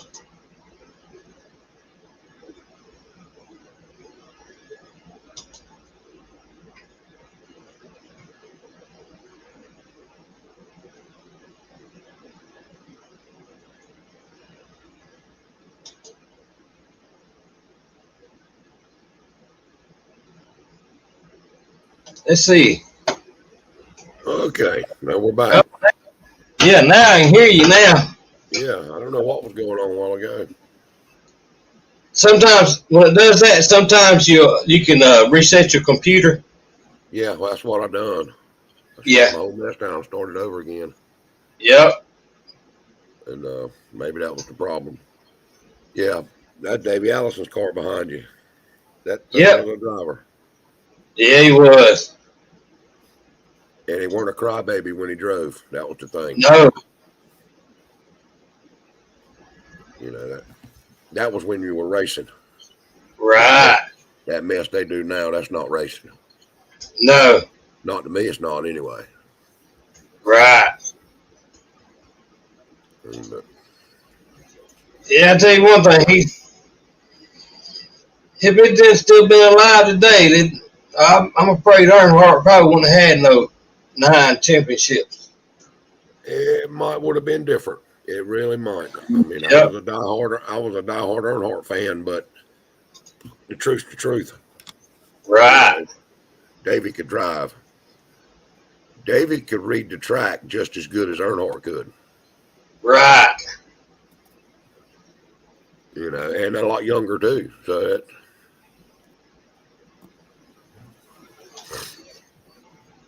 but yeah, them days are over with as far as racing goes to me. Oh yeah. Yeah, it's back. When I watched every Sunday. Oh yeah, yeah. That was a ritual. Yep. But I couldn't even tell you who's racing now. I have no idea. Bill Elliott's boy does. That's the only one I really even know of. Yep. I'll catch the end of it every now and then, but that's about it. Yeah, I'm not. I mean, I even quit watching. I'm more into NHRA drag racing than anything. Yeah, me too. You know, I don't even watch that no more. It's so damn 2 teams owns everything. You know, that just ain't no racing. No, it's not. I'd rather go down the road and race on the thing.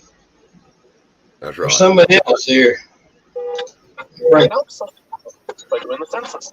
Head to census.gov.nz or energy census for help. Range. You know. Hey, North, for Rugby Pacific. Support your super team when the Highlanders play the Hurricanes Saturday at Forsyth Bar Man. Stadium. We're a long ways away from there. It's daylight. yeah. Oh, is that thing?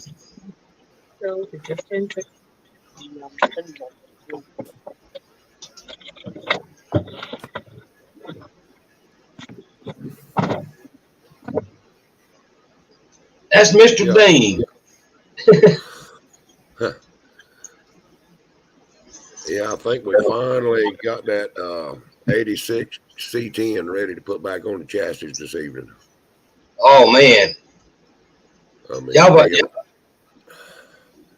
yeah, we found little spot holes of rust, little pinholes or future problems that was going to be. right. Went ahead and cut them out and welded in new metal. And then went in behind the rocker panels under the cab and cut 5 1-inch holes down the backside of the rockers on each side. Right. And asphalted them all up and then turned around and let all that dry and then sprayed rust preventative paint all in there and blew it in with an air gun. Right. So we coated the backside of the rockers, you know, and the cab corners and all that mess. So it's a totally rust-free truck now. Oh yeah, it's a good looking truck. Yeah, it's a solid truck, that's for sure. Yeah, good looking truck. That little Dodge you got turned out good. Yeah, it did. It did. I don't know what I'm gonna do with that. It's just sitting in the backyard. I'll try to finish it and get it going and do something with it. Yeah, I'm working on a 64 F100 for friends of ours, and it come back from another body shop. No, it was a mess. Had to go back and fix the floor pans and Oh yeah. start all over. Was that 64 when the cab and the bed was one piece? 62 and 63. Okay. They called them unibodies. Yep, that's right. Hey, Dean. Look at there.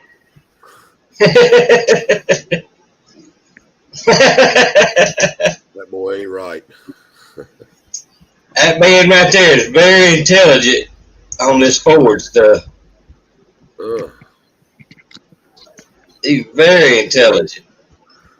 I'm the most intelligent, thick person you've ever met. That's right. I do that. Had to be. Sorry, my mate's just unloading things at the moment, so you'll get my fine features for another 5 minutes. I knew it was you when you popped in there. Yeah, no problems. Yeah, it's great when you're passengering. I'm still on the wrong side of the vehicle, though. Oh, yeah. There's so many accidents here because we drive on the wrong side of the road. Right. I watch the videos on YouTube, and they're just wham. It's pretty freaky. I bet. I'll be back in 2 minutes. All right, Dean.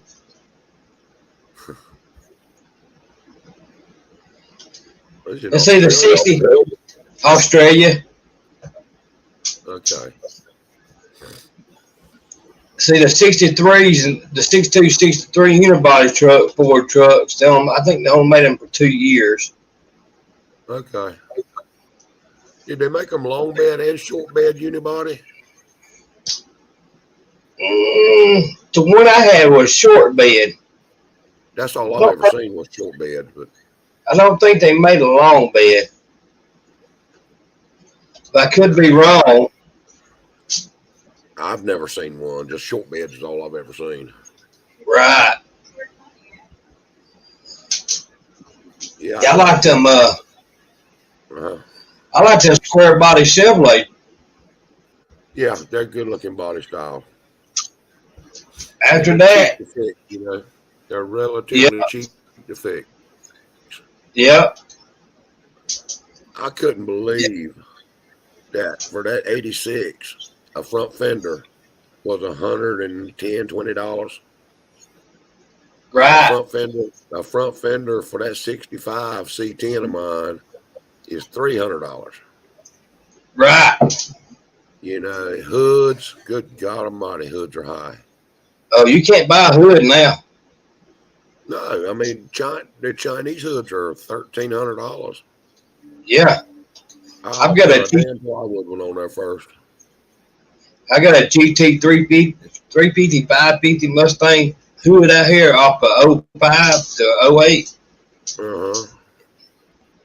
I can't remember what, I didn't give hardly nothing for it. And I was like, well, I'm going to hold on to this.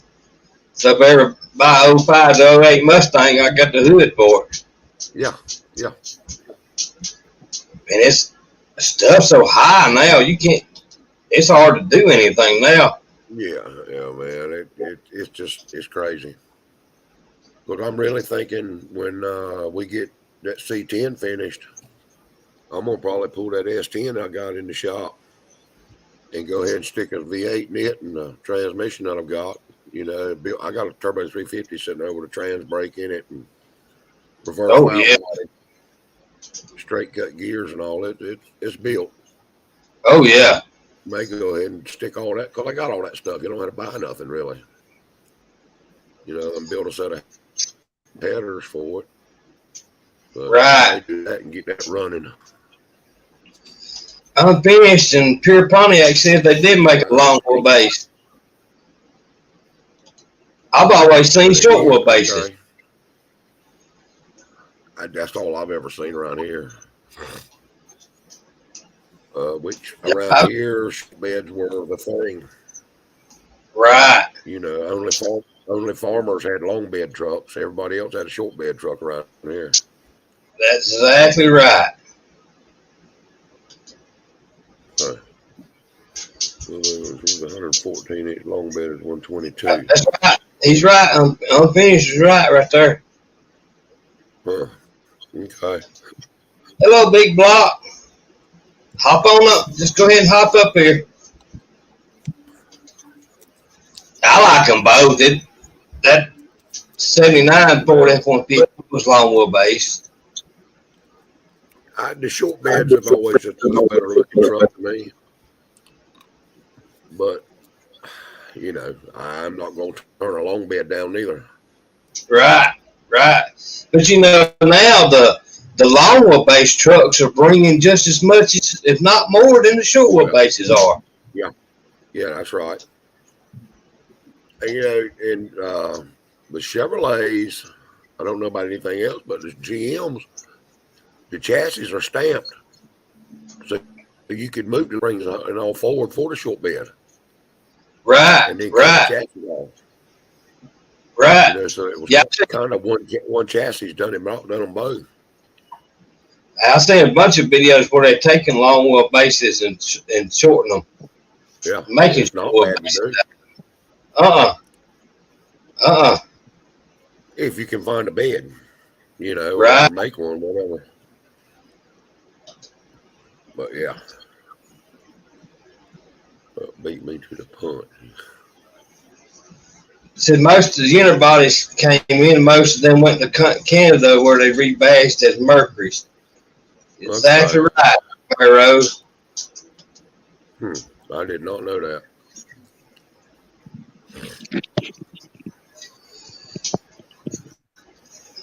Dean, what time is it over there now?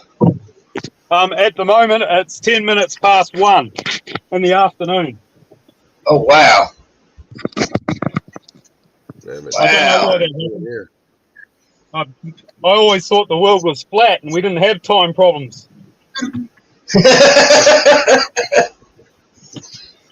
I don't see why they don't leave it like it is. Like now it starts to get dark about 7:30, 8 o'clock in the evening. You know, if you're letting people change the time the sun rises and sets, you're doing it wrong. Right. I like the extra couple hours of daylight in the evening. Oh, but it can fade the paint at nights too, though. What happens if you have to paint more often? That's right.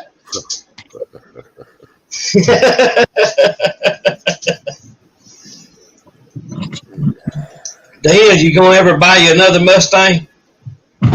Yeah, I think so. Or I might see if I can get a quick brown fox. It looks like somebody's trying to steal yours. Maybe I'll just have your one after you've used it. That's right. That's right. Sooner or later, I'll have a ideal Mustang. Cool. One of these days when I can afford to buy me one. That's right.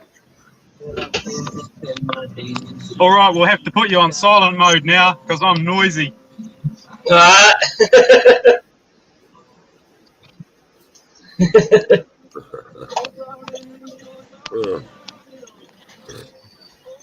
Yeah, I want me another Mustang one of these days.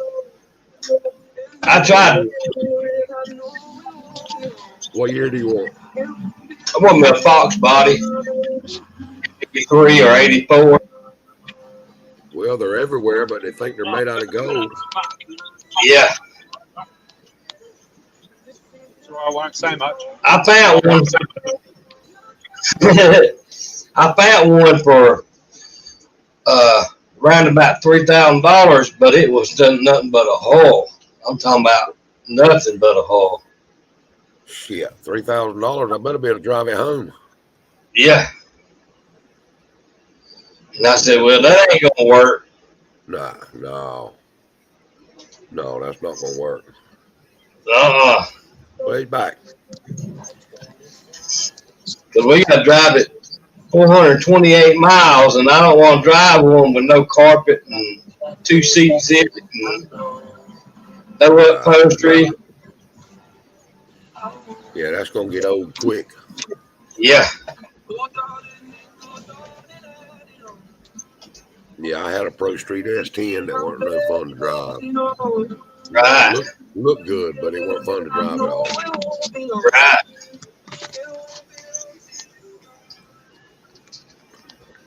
It's a pretty scenery over there. Yeah, it is. Real pretty. Huh. Keep looking, you might see Crocodile Dundee over there. Ain't no telling. I'm telling you.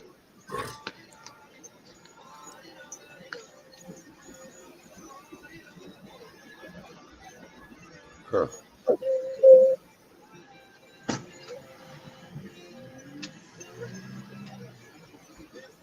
Pretty place over there.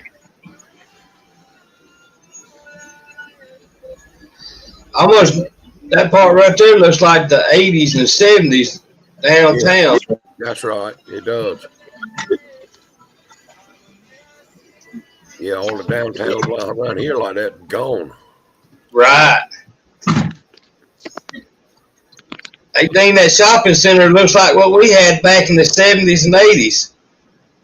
Yep, that's right. It's like driving back 50 years. Yeah, that's pretty sharp right there. They still have apples, though, and stuff, so it's all good. They haven't been genetically modified yet. That's a good thing. Yeah. Huh. But all the prices are wrong. Look, $299 for a banana. Holy cow. Sorry, $2.99. Ooh. $3 for a banana. Yeah, and they're still big. That sucks. God, I think we can buy 3 here for like 63 cents. Nice. Golly. I know in Japan, when my mom went to Japan back in the late 90s, early 2000, a watermelon over there was like $60, $70. Good God, I reckon. Wow. Huh. I asked her, did she buy her a watermelon over there? No, I wasn't about I don't know about watermelon now, much less $70 worth. I'm telling you. That's pretty cool shopping center right there, Dean. It is. You're lucky you got a nice day with nice weather. Y'all been having a lot of rain.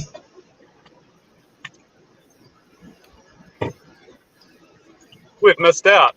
It looks like it might rain later on today, though. Right.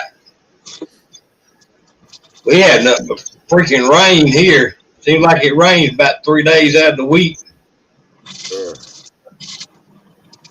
In Dunedin, it can't be good weather for any more than 3 days, and then it sulks. Right. Yeah, if you got a car parked somewhere on property somewhere, you can't get to it after 3 days of raining.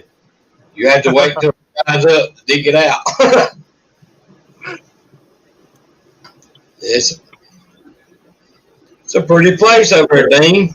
Yeah, that kind of looks like you're going out of town somewhere out in Utah or somewhere. Yeah, it does. They have one sign for every person, man, woman, and child in New Zealand. 5 million people, 5 million signs. Oh, yeah, definitely. It even tells you that the road is closed ahead. That's for people that can't think. Obviously, they're catering for me. Is that a Mitsubishi ahead of you? That's right. Yep. 3 diamonds. Yep, 3 diamonds. That's a Mirage. That's it. They call it an ASX down here because I guess it's an accent problem because they can't spell sex. Hey, Dean. John wants to know what vehicle you driving. What kind of vehicle is it? Oh, my wife drives a Suzuki, and I've got a whole bunch of RAV4s. But they're not really vehicles, they're Japanese cars. Right.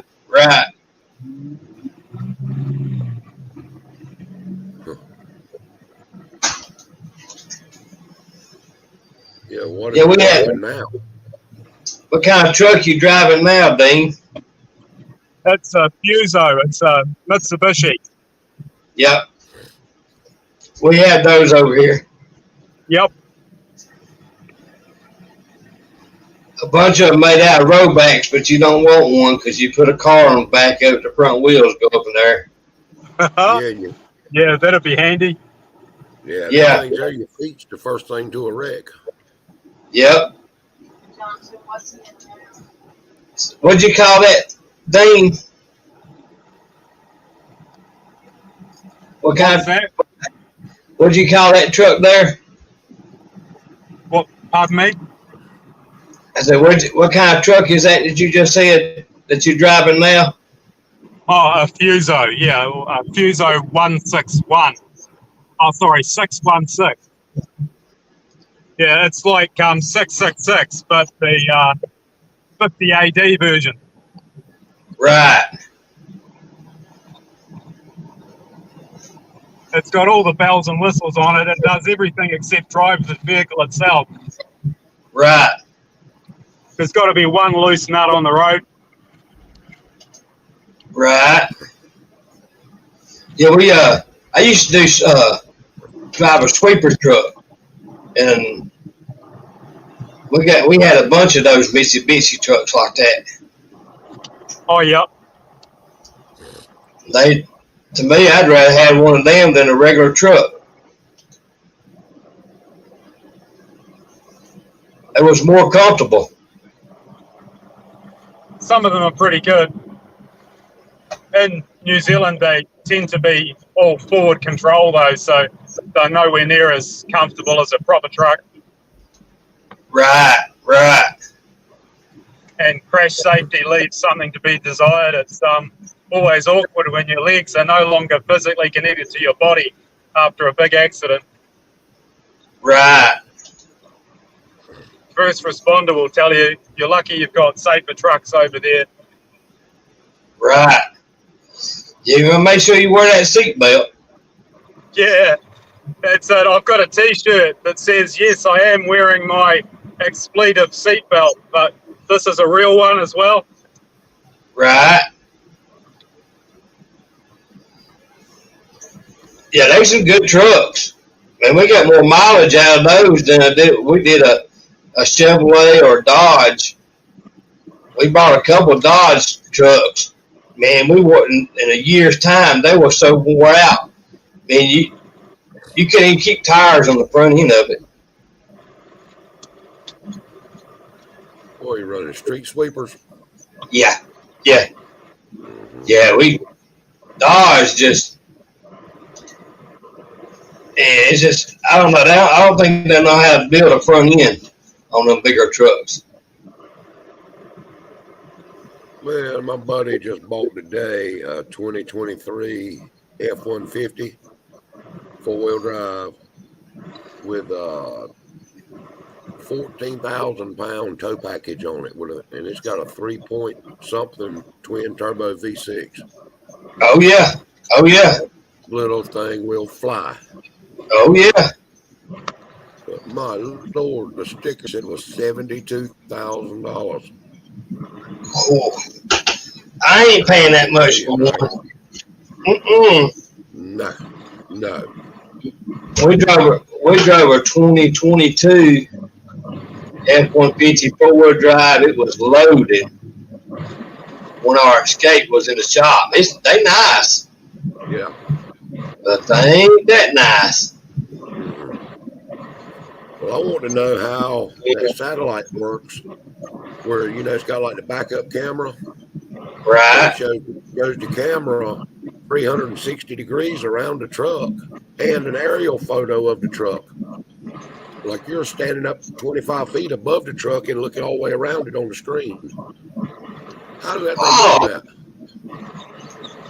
Must be some kind of software they're using.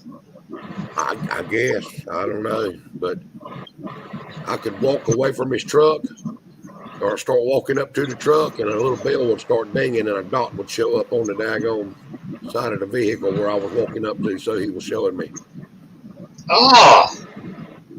But like the trailer brakes, you go in the computer of the truck and program what length trailer it is, how big the tires are, how much it weighs, and the computer sets up the trailer brakes for you. You don't have to do it. Golly. Yeah, it's neat. That's a nice truck. Especially with a V6 that pull 14,000 pounds. Yeah.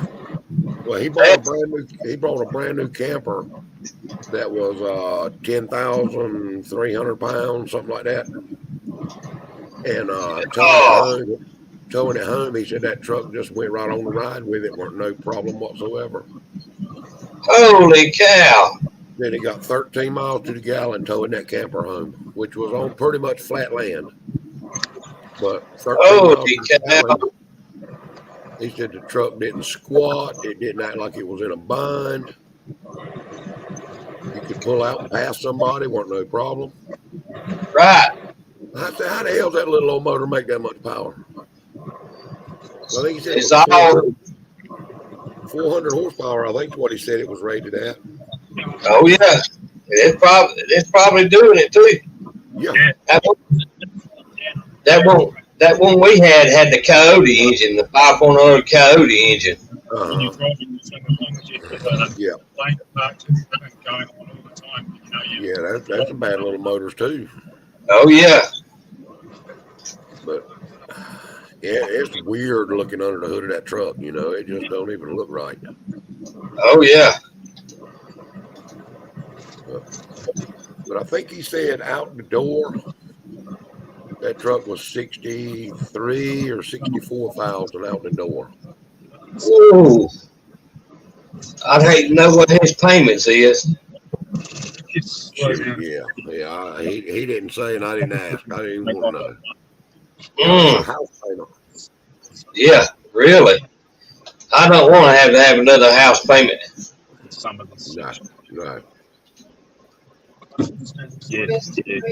I mean, I don't even want a car payment, much less something like that. I mean, I've never had a vehicle cost that much money. No, I ain't either. Ooh.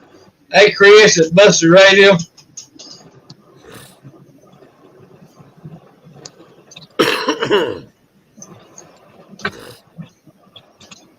Hey, Yeah. Busted. Man, he almost hit the wall with Linda the other day.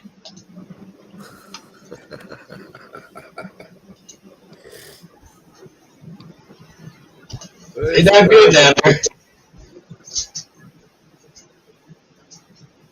Well, it don't look like their roads are no better than ours. Right. That's about right. That looks like Alabama roads. Look like North Carolina roads.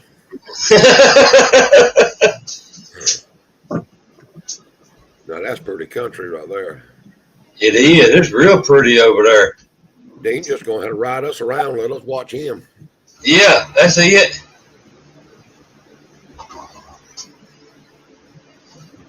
They gonna have to going live, or we can. He just ride around and show us the scenery. Yes, sir. Oh, that's a '65 Impala. Pilot, Super Sport. Yep. You now got me looking at cars on the side of the road. Me too. The thing y'all like drive? I'm telling you, if I was driving that, I'd turn around and go back. Yeah, and that's like that old '65 Impala sitting back there. You just don't see them cars no more. Nope, you sure don't. I mean, I found. Come on, Busted Radio, go ahead and get up here with us. I found a '66 Super Sport. I don't know, a couple years ago, but the damn tires had been flat on it for God only knows how long, and pond straw was up halfway to doors. Oh yeah. It was each slam up. There wasn't nothing left but the taillights. You know, it wasn't worth saving. Yeah, I dug a bunch of them out of the woods like that. It's sad to see. Yeah, my first car was a '66 Impala Super Sport. I bought two 62 Impala Super Sports from this guy, and they've been parked on his property for 30-something years then, probably longer than that. And loaded them on the road back and started out on the highway. I stopped to get me a drink, and guy slammed on his brakes, turned around, and come back. He said, "I want to buy that car." I said, "Well, it's not for sale." He said, "Everything got a price." I said, "Well, I got another one too." I said, "It's a Super Sport." He said, "Well, I want it too." I said, "You gonna buy it sight unseen?" He said, "Yep." And I wind up selling both of them. Well, them things are just, I mean, they're like hen's teeth. You can't find them. No, you can't. I mean, you can find them, but you're going to pay big money for them. Yeah. You know, a friend of mine was wanting a 62 409 car. And he looked for years and never could find a 409 car to build. He wanted to build one. Right. And he finally built a 327 car. My cousin's got a 62 Super Sport. It's a 409 car, but it's got a 350 in it. But it's a 409 car. Does he have the original 409 that was in it? No. When we went and looked at it, we looked at two of them. The guy had one with a 409 in it, but he wanted more money for it. Oh, yeah. And we was looking at the other one, and see, Chevrolets, when you break their tags down, it's kind of harder than the Fords. And when I looked at Chevrolet on the thing, of course, I picked my phone up and was Googling it. And I turned around and looked at my cousin, and I said, "That's a 409 car." I said, "Why spend $10,000 more when you got a 409 car and on the difference it's got a 350 in it?" Yeah, you can find a 409 sometime. Yeah. I mean, really, they weren't a 348 the same, look the same, identical. Right, I sure do. So just for cosmetics, you could find a 348 real easy. Right. You know, you could put one in there just for looks. You know, but right. I mean, I don't know if the 409 was that strong of a motor. I don't remember that much about them. They was 409s was good engines, but the only problem is that I've always heard they had a lot of overheating issues. Okay. Overheating issues. Okay. Which every Chevrolet ever owned, all of them overheated. Yeah, if you ain't careful, they will. Yep, so will. Bring back. Yeah. That's a pretty country over there, buddy. Yes, sir. Oh, Lee. Sure that looks like Birmingham. I'd sure like to go see it. Yeah, I bet that would be a trip right there. Yeah, it would. Yeah, that would be a trip right there.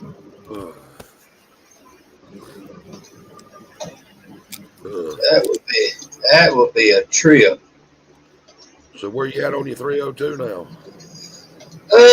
I just got through today cleaning my pistons and my rods up.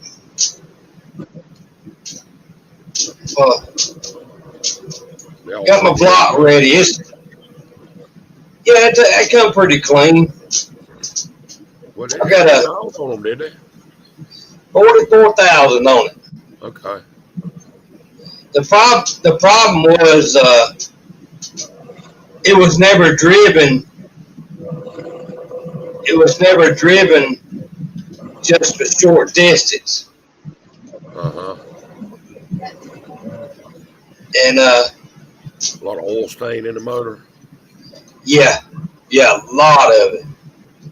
Yeah, hot, cold. Yep. A lot of carbon built. Yeah. A lot of carbon built up on the pistons. Man, I had a buddy that bought a brand new 88, 89, something like that, Chevrolet truck, 350. And he lived just about 1.5 miles, 2 miles from work. Drove it to work, drove it home for lunch, back and forth. That's all he ever done. And at 5 years, we had to pull the motor out and rebuild it. Oh man! He kept the oil changed in it religiously, but the whole lifter valley looked like you had dumped 2 big cans of coffee grounds in it. Yep. You know, the bearings, the rod bearings look good, except for 1 or 2. I was thinking the 7th and 8th piston rod. They had a little bit of wear to it, and then the main bearings. The last main bearing was into the copper. See, when we got it to my brother-in-law's, we crunk it up and let it run for a few minutes, and it wasn't no knocking or nothing. You hear the lifters chattering a little bit. Right.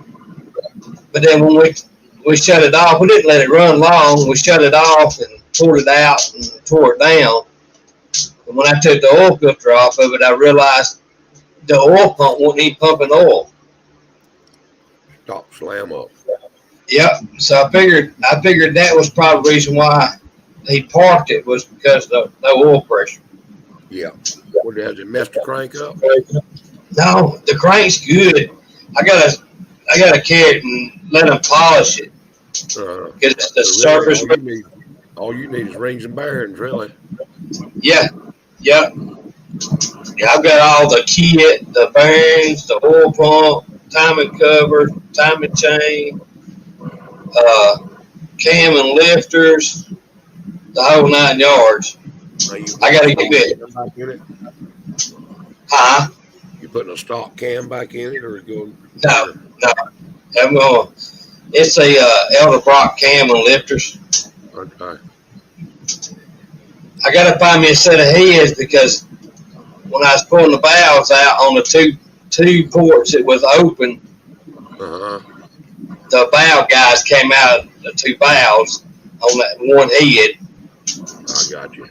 So I'm gonna try to find me a set of heads. I can just put some. I don't want to have to just go down and just redo the whole heads. I just want those valves in the valve seats and a set of heads and throw them on there and be done with it. Well, would a set of Windsor heads work out for you, or do you really need 302 heads?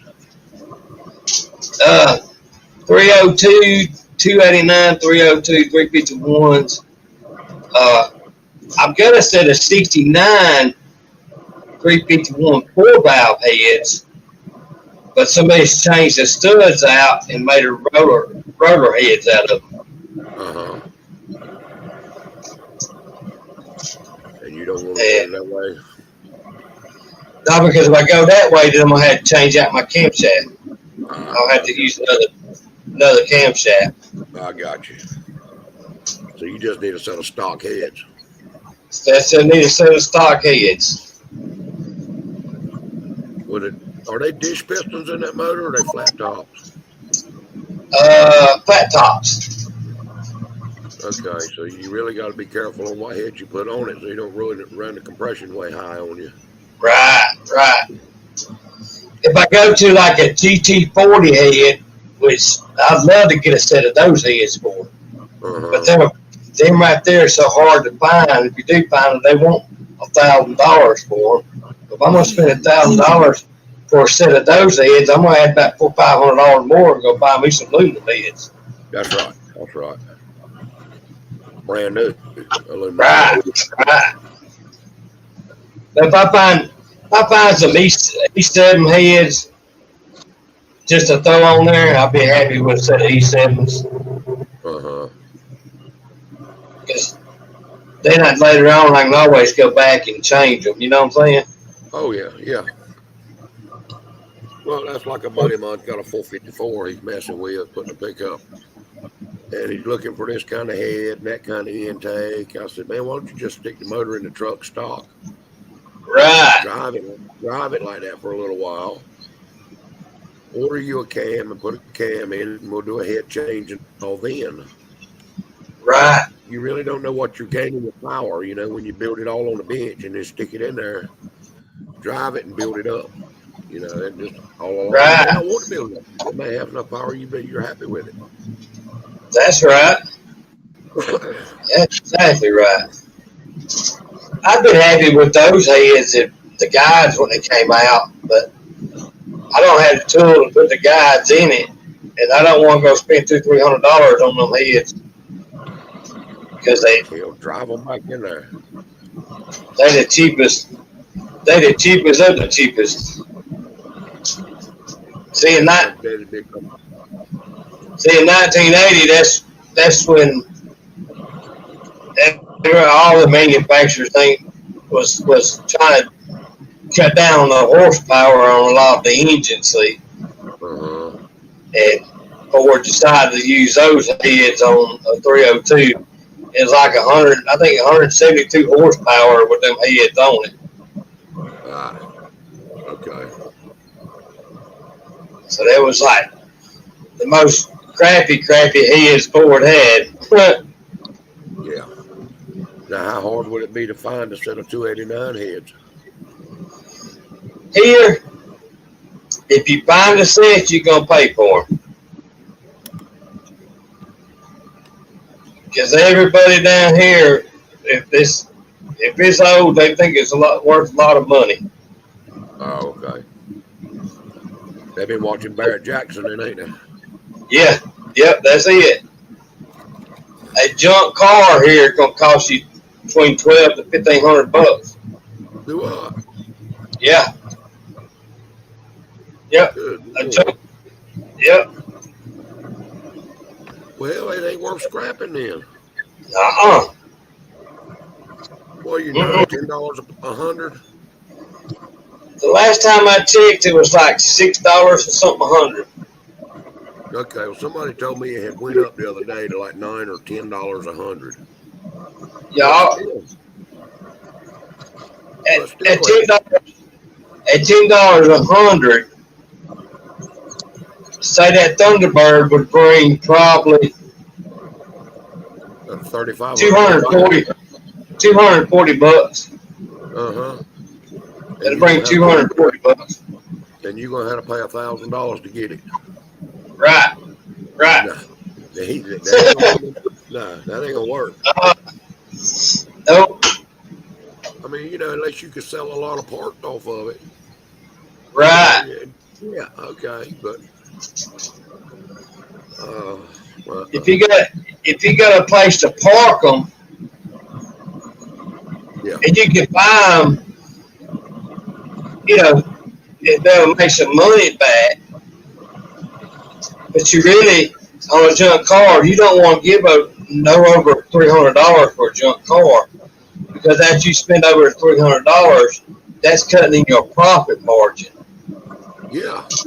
Because somebody's got to pay for the gas and time to go pick it up and drop it off. Well, you got to keep in mind, whatever the salvage yard's going to pay you for it.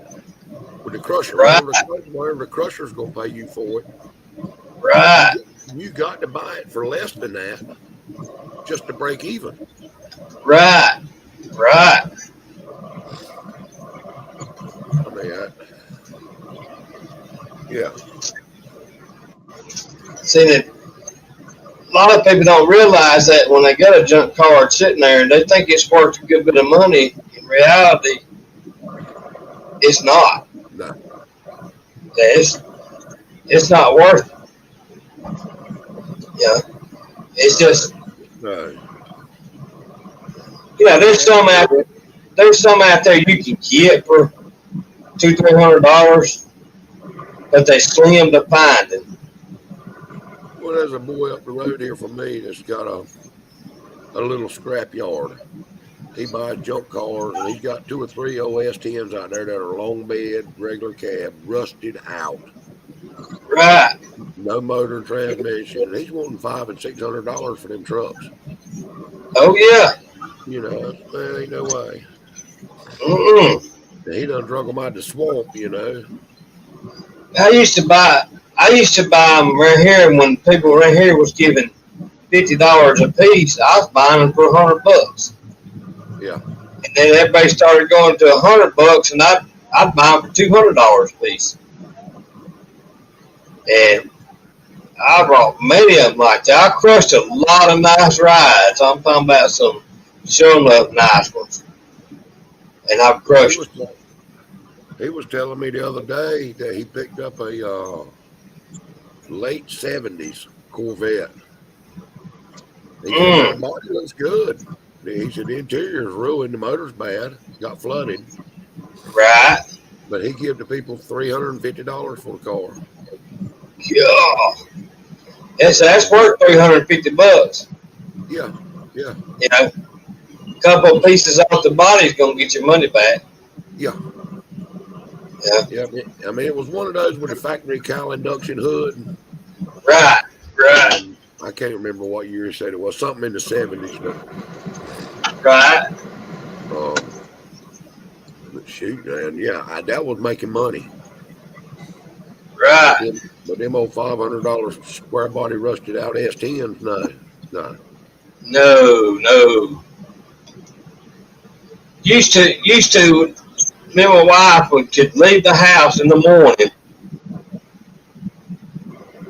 The night before, we stayed on the phone and computer looking at cars and picking out which car we wanted to go buy.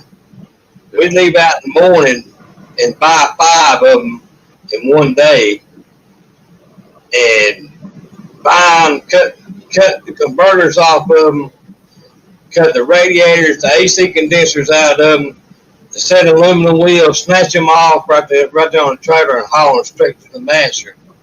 Uh-huh. We were getting 5 a day like that and making real good money. But you can't do that now. You can't do it now. They'll just crusher here if it's over. Here, the crusher, if it's less than 10 years old, he wants a title for it. Yep. That's the way it is here. If it's 10 years or newer, you got to have a title. Yep. Which that don't bother me. That really don't bother me No. because if I buy one, I want to know if it's got a title. I won't buy one if it ain't got a title. Well, if it don't have a title and you know it's a junk car, I wouldn't mind cutting it up and do it, whatever. Right. But if you thought you might be able to sell it, stick a motor in it and sell it, you want a title for it. Right. Yeah, so I don't know.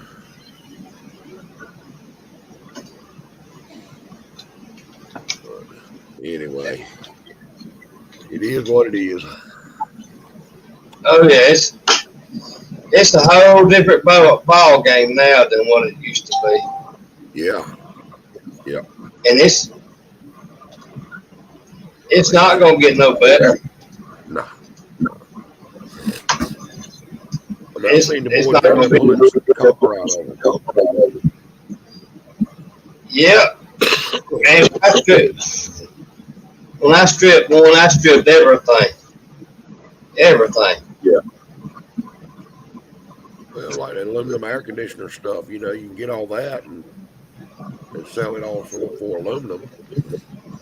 So we had a guy that would bring me some dumps off, and I'd fill them up with all the cores, the starters, the alternators, fuel injections, carburetors, the whole 9 yards, motors, transmissions, and I just took them in the bucket. And when he'd come once a week, sometimes twice a week, and pay me. That's the only way you're gonna make any money is coring everything out on the car. That's right. Yeah. You can't sell it just at whole one piece and make money. Right. You got to pull the gas tanks out of them? Yep. You had to pull the gas tanks out of them. All fluids had to come out. All the fluids have to come out? Yep. Transmission fluid, the motor, the whole rear end, the whole 9 yards. Okay. Yep. There you go. That takes a little bit of time. It does. It sure does. I mean, So, see, if you got a row back, you can stack them on top of each other with a row back. See, if you got a row back, makes it so much easier to drain all the fluids off of with a row back than anything else. It just makes it simple. Oh yeah, you could back that thing off and slide right up under it. Leave the Right. up on the bed and dump the transmission and motor oil. Right. Get her up on the lift and get the gear oil out and the damn gas tank out. Right. Yeah, I can see where that would make it nice. Yeah, if I was going to mess around with whole cars, I'd want a rollback. Yeah. I mean, I'm sure It's just everything's so high now. Oh.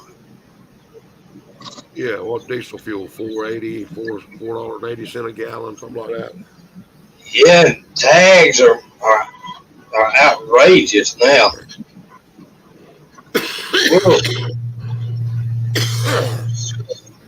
Yeah, we just had to renew our tags, and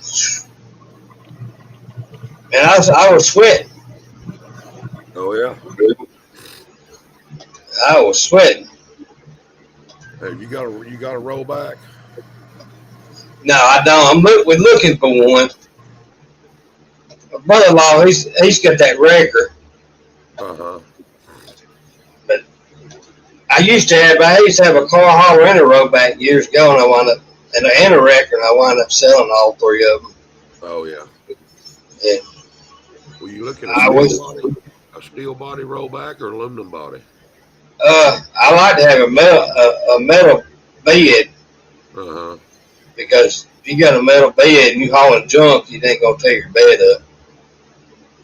Right. But it's hard. But it's hard to find at least a 19-foot bed that's made out of metal anymore. Oh yeah. So it's kind of hard to find now. Probably expensive. Uh, Finding one that's been taken care of. That's the next question. Yeah, that's the next question. Say a body shop had or something that was just upgrading, getting them a new one. Right. You know, but I don't know if you'd want a repo man one or not. He may have tore it all to pieces. Right. Yeah, I'm just really tossing around to buy one and so I dealt with a bunch of auctions and I can haul a bunch of their cars for them. And plus there's a couple of sites I can go on and haul other people's cars too. Yeah. Yeah.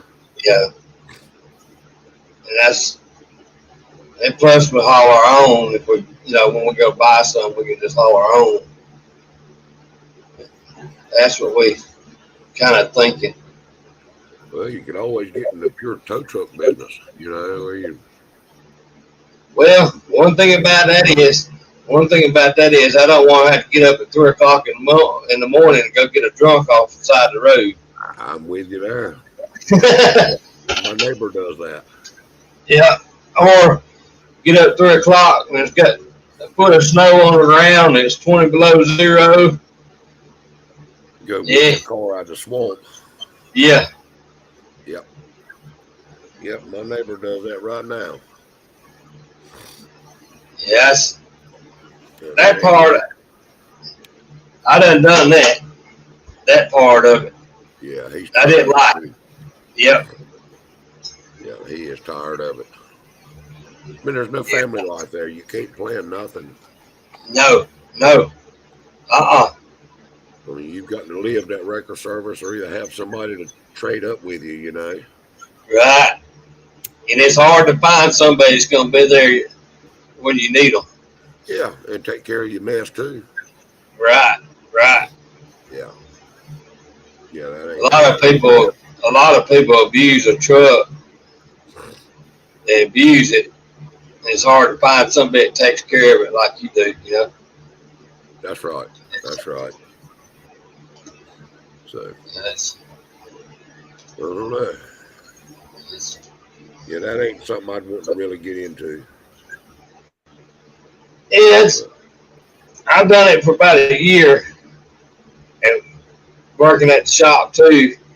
Get a call, had to go and had to drop what you're doing and then getting up late at night, cold, raining, and it ain't for me. No. I don't mind hopping in it, going to get somebody's car on my time and taking it anywhere. But just to get up 3 o'clock in the morning, 2 or 3 o'clock in the morning and go get one, I'll leave that to somebody else to do. Yeah, well, he was hooked up with that AAA mess. Oh. Shoot, boy, it weren't paying him nothing. Right. They want him to run, 100 miles up the road to go jump start a car or to change a tire. Right. They want to pay him $25 to do it. No. No. Yeah, he quit that mess right quick.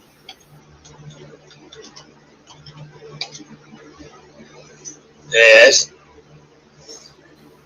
Just AAA is odd, but you go outside, you see the limits, you ain't making no money. No.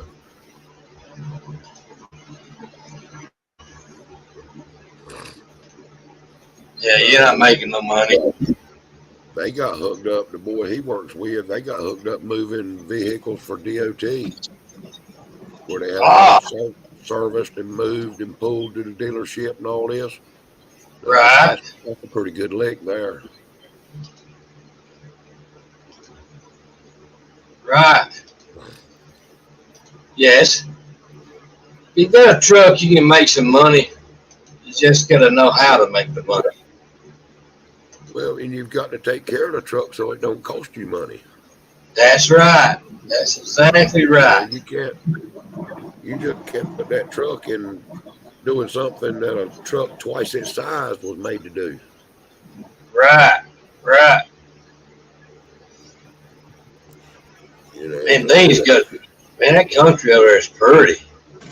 I'm telling you. Man, I never thought about going to Australia, but I'd like to now. yeah. And that place is pretty. Yeah. It is that. Man,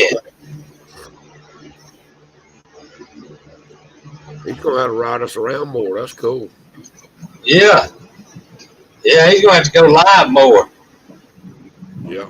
That's just pretty out there.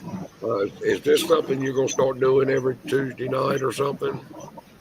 Yeah, we're gonna try to come in on every Tuesday or sometimes probably later at night. Yeah.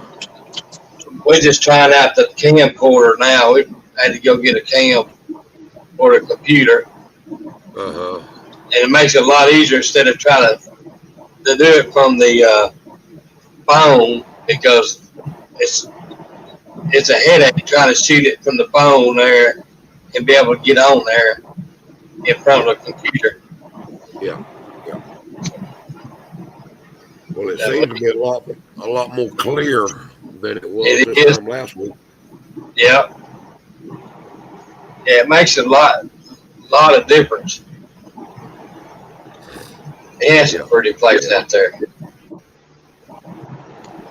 Yeah, it kind of looks like Kansas or something, you know. Yeah.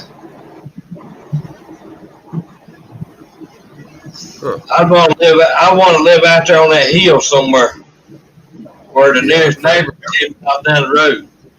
I'd be in a bad wreck though, driving on the wrong side of the road like he is. Yeah, me too.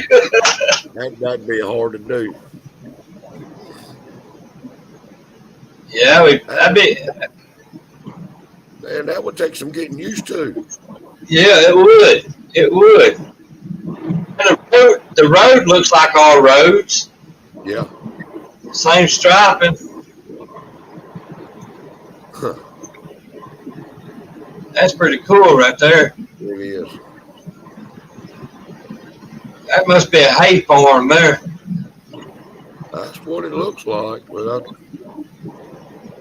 I ain't seen a house yet since he went out of town. I ain't either. Oh, there's one up there. Yeah. He done dropped us in the floor or something. Who's that man from Flyway? You don't sound very loud.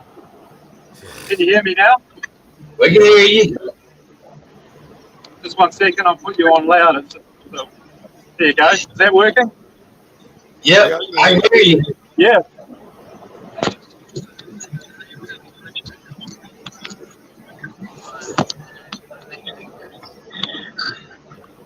I don't know what I'm looking at, but I can hear him. Okay, Yeah. rightio, one way, deliver. Yeah, no pickup. Kabisi, thank you. All good, bye. The Ranfurly pickup doesn't exist. Yeah. But the delivery does, but not the pickup.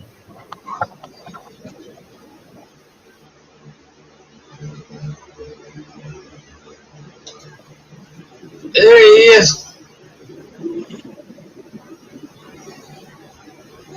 Yep.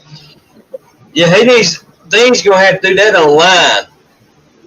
Yes, Boy, that is cool. Yeah, it wouldn't take long. He'd be monetized. Man, Yeah, that's pretty.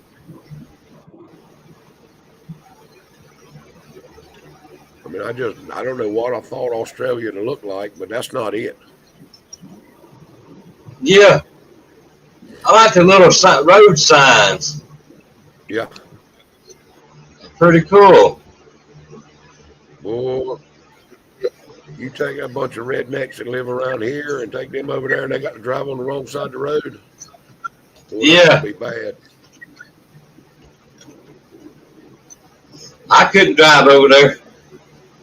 Nah.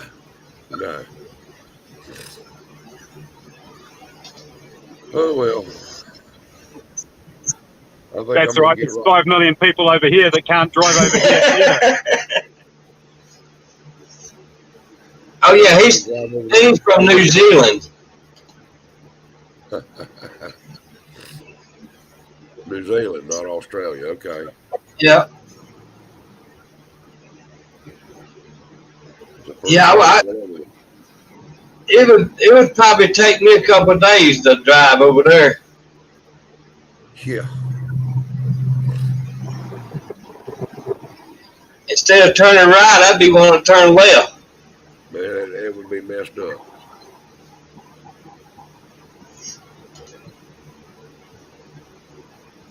Yeah.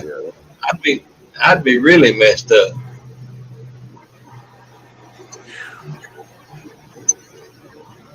Yeah, it's pretty close though. It is. It's real pretty. Huh. It's real pretty.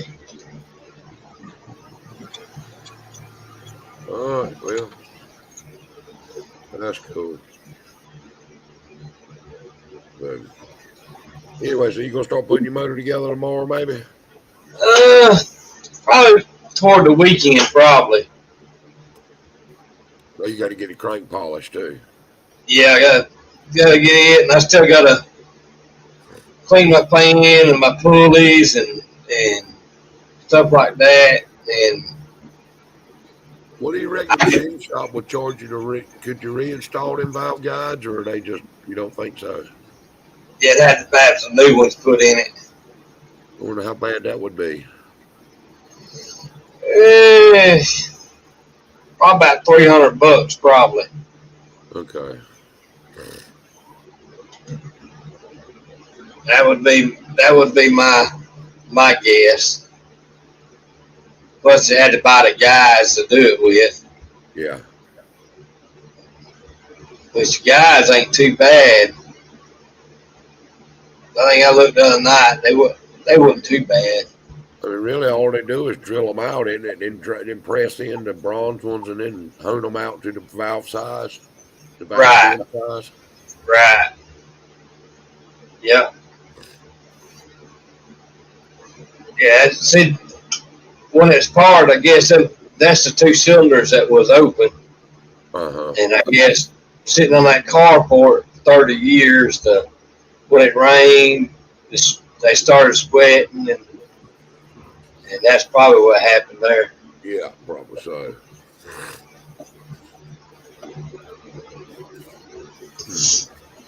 I think I'm gonna get right. I'm sitting here yawning about like you are. Yeah. All right, guys. Well, I'm gonna get out. I enjoyed it, man. We'll see Glad. We'll catch you on the next one. See y'all next week. All right, y'all be good. Appreciate it. All right, bye. Yeah, buddy.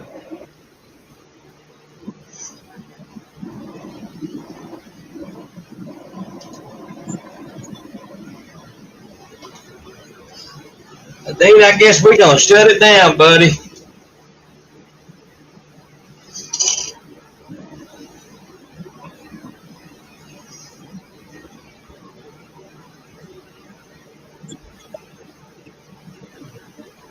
Check out any time you left.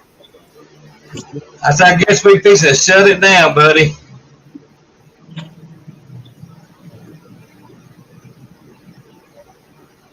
Love your country over there. That's pretty over there.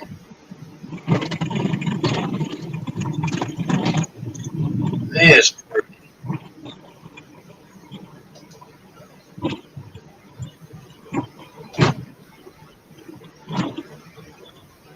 real pretty.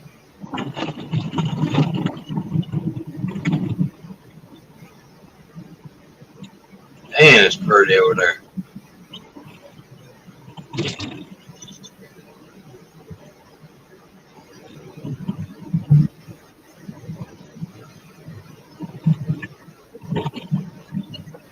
That looks like some of the roads around here.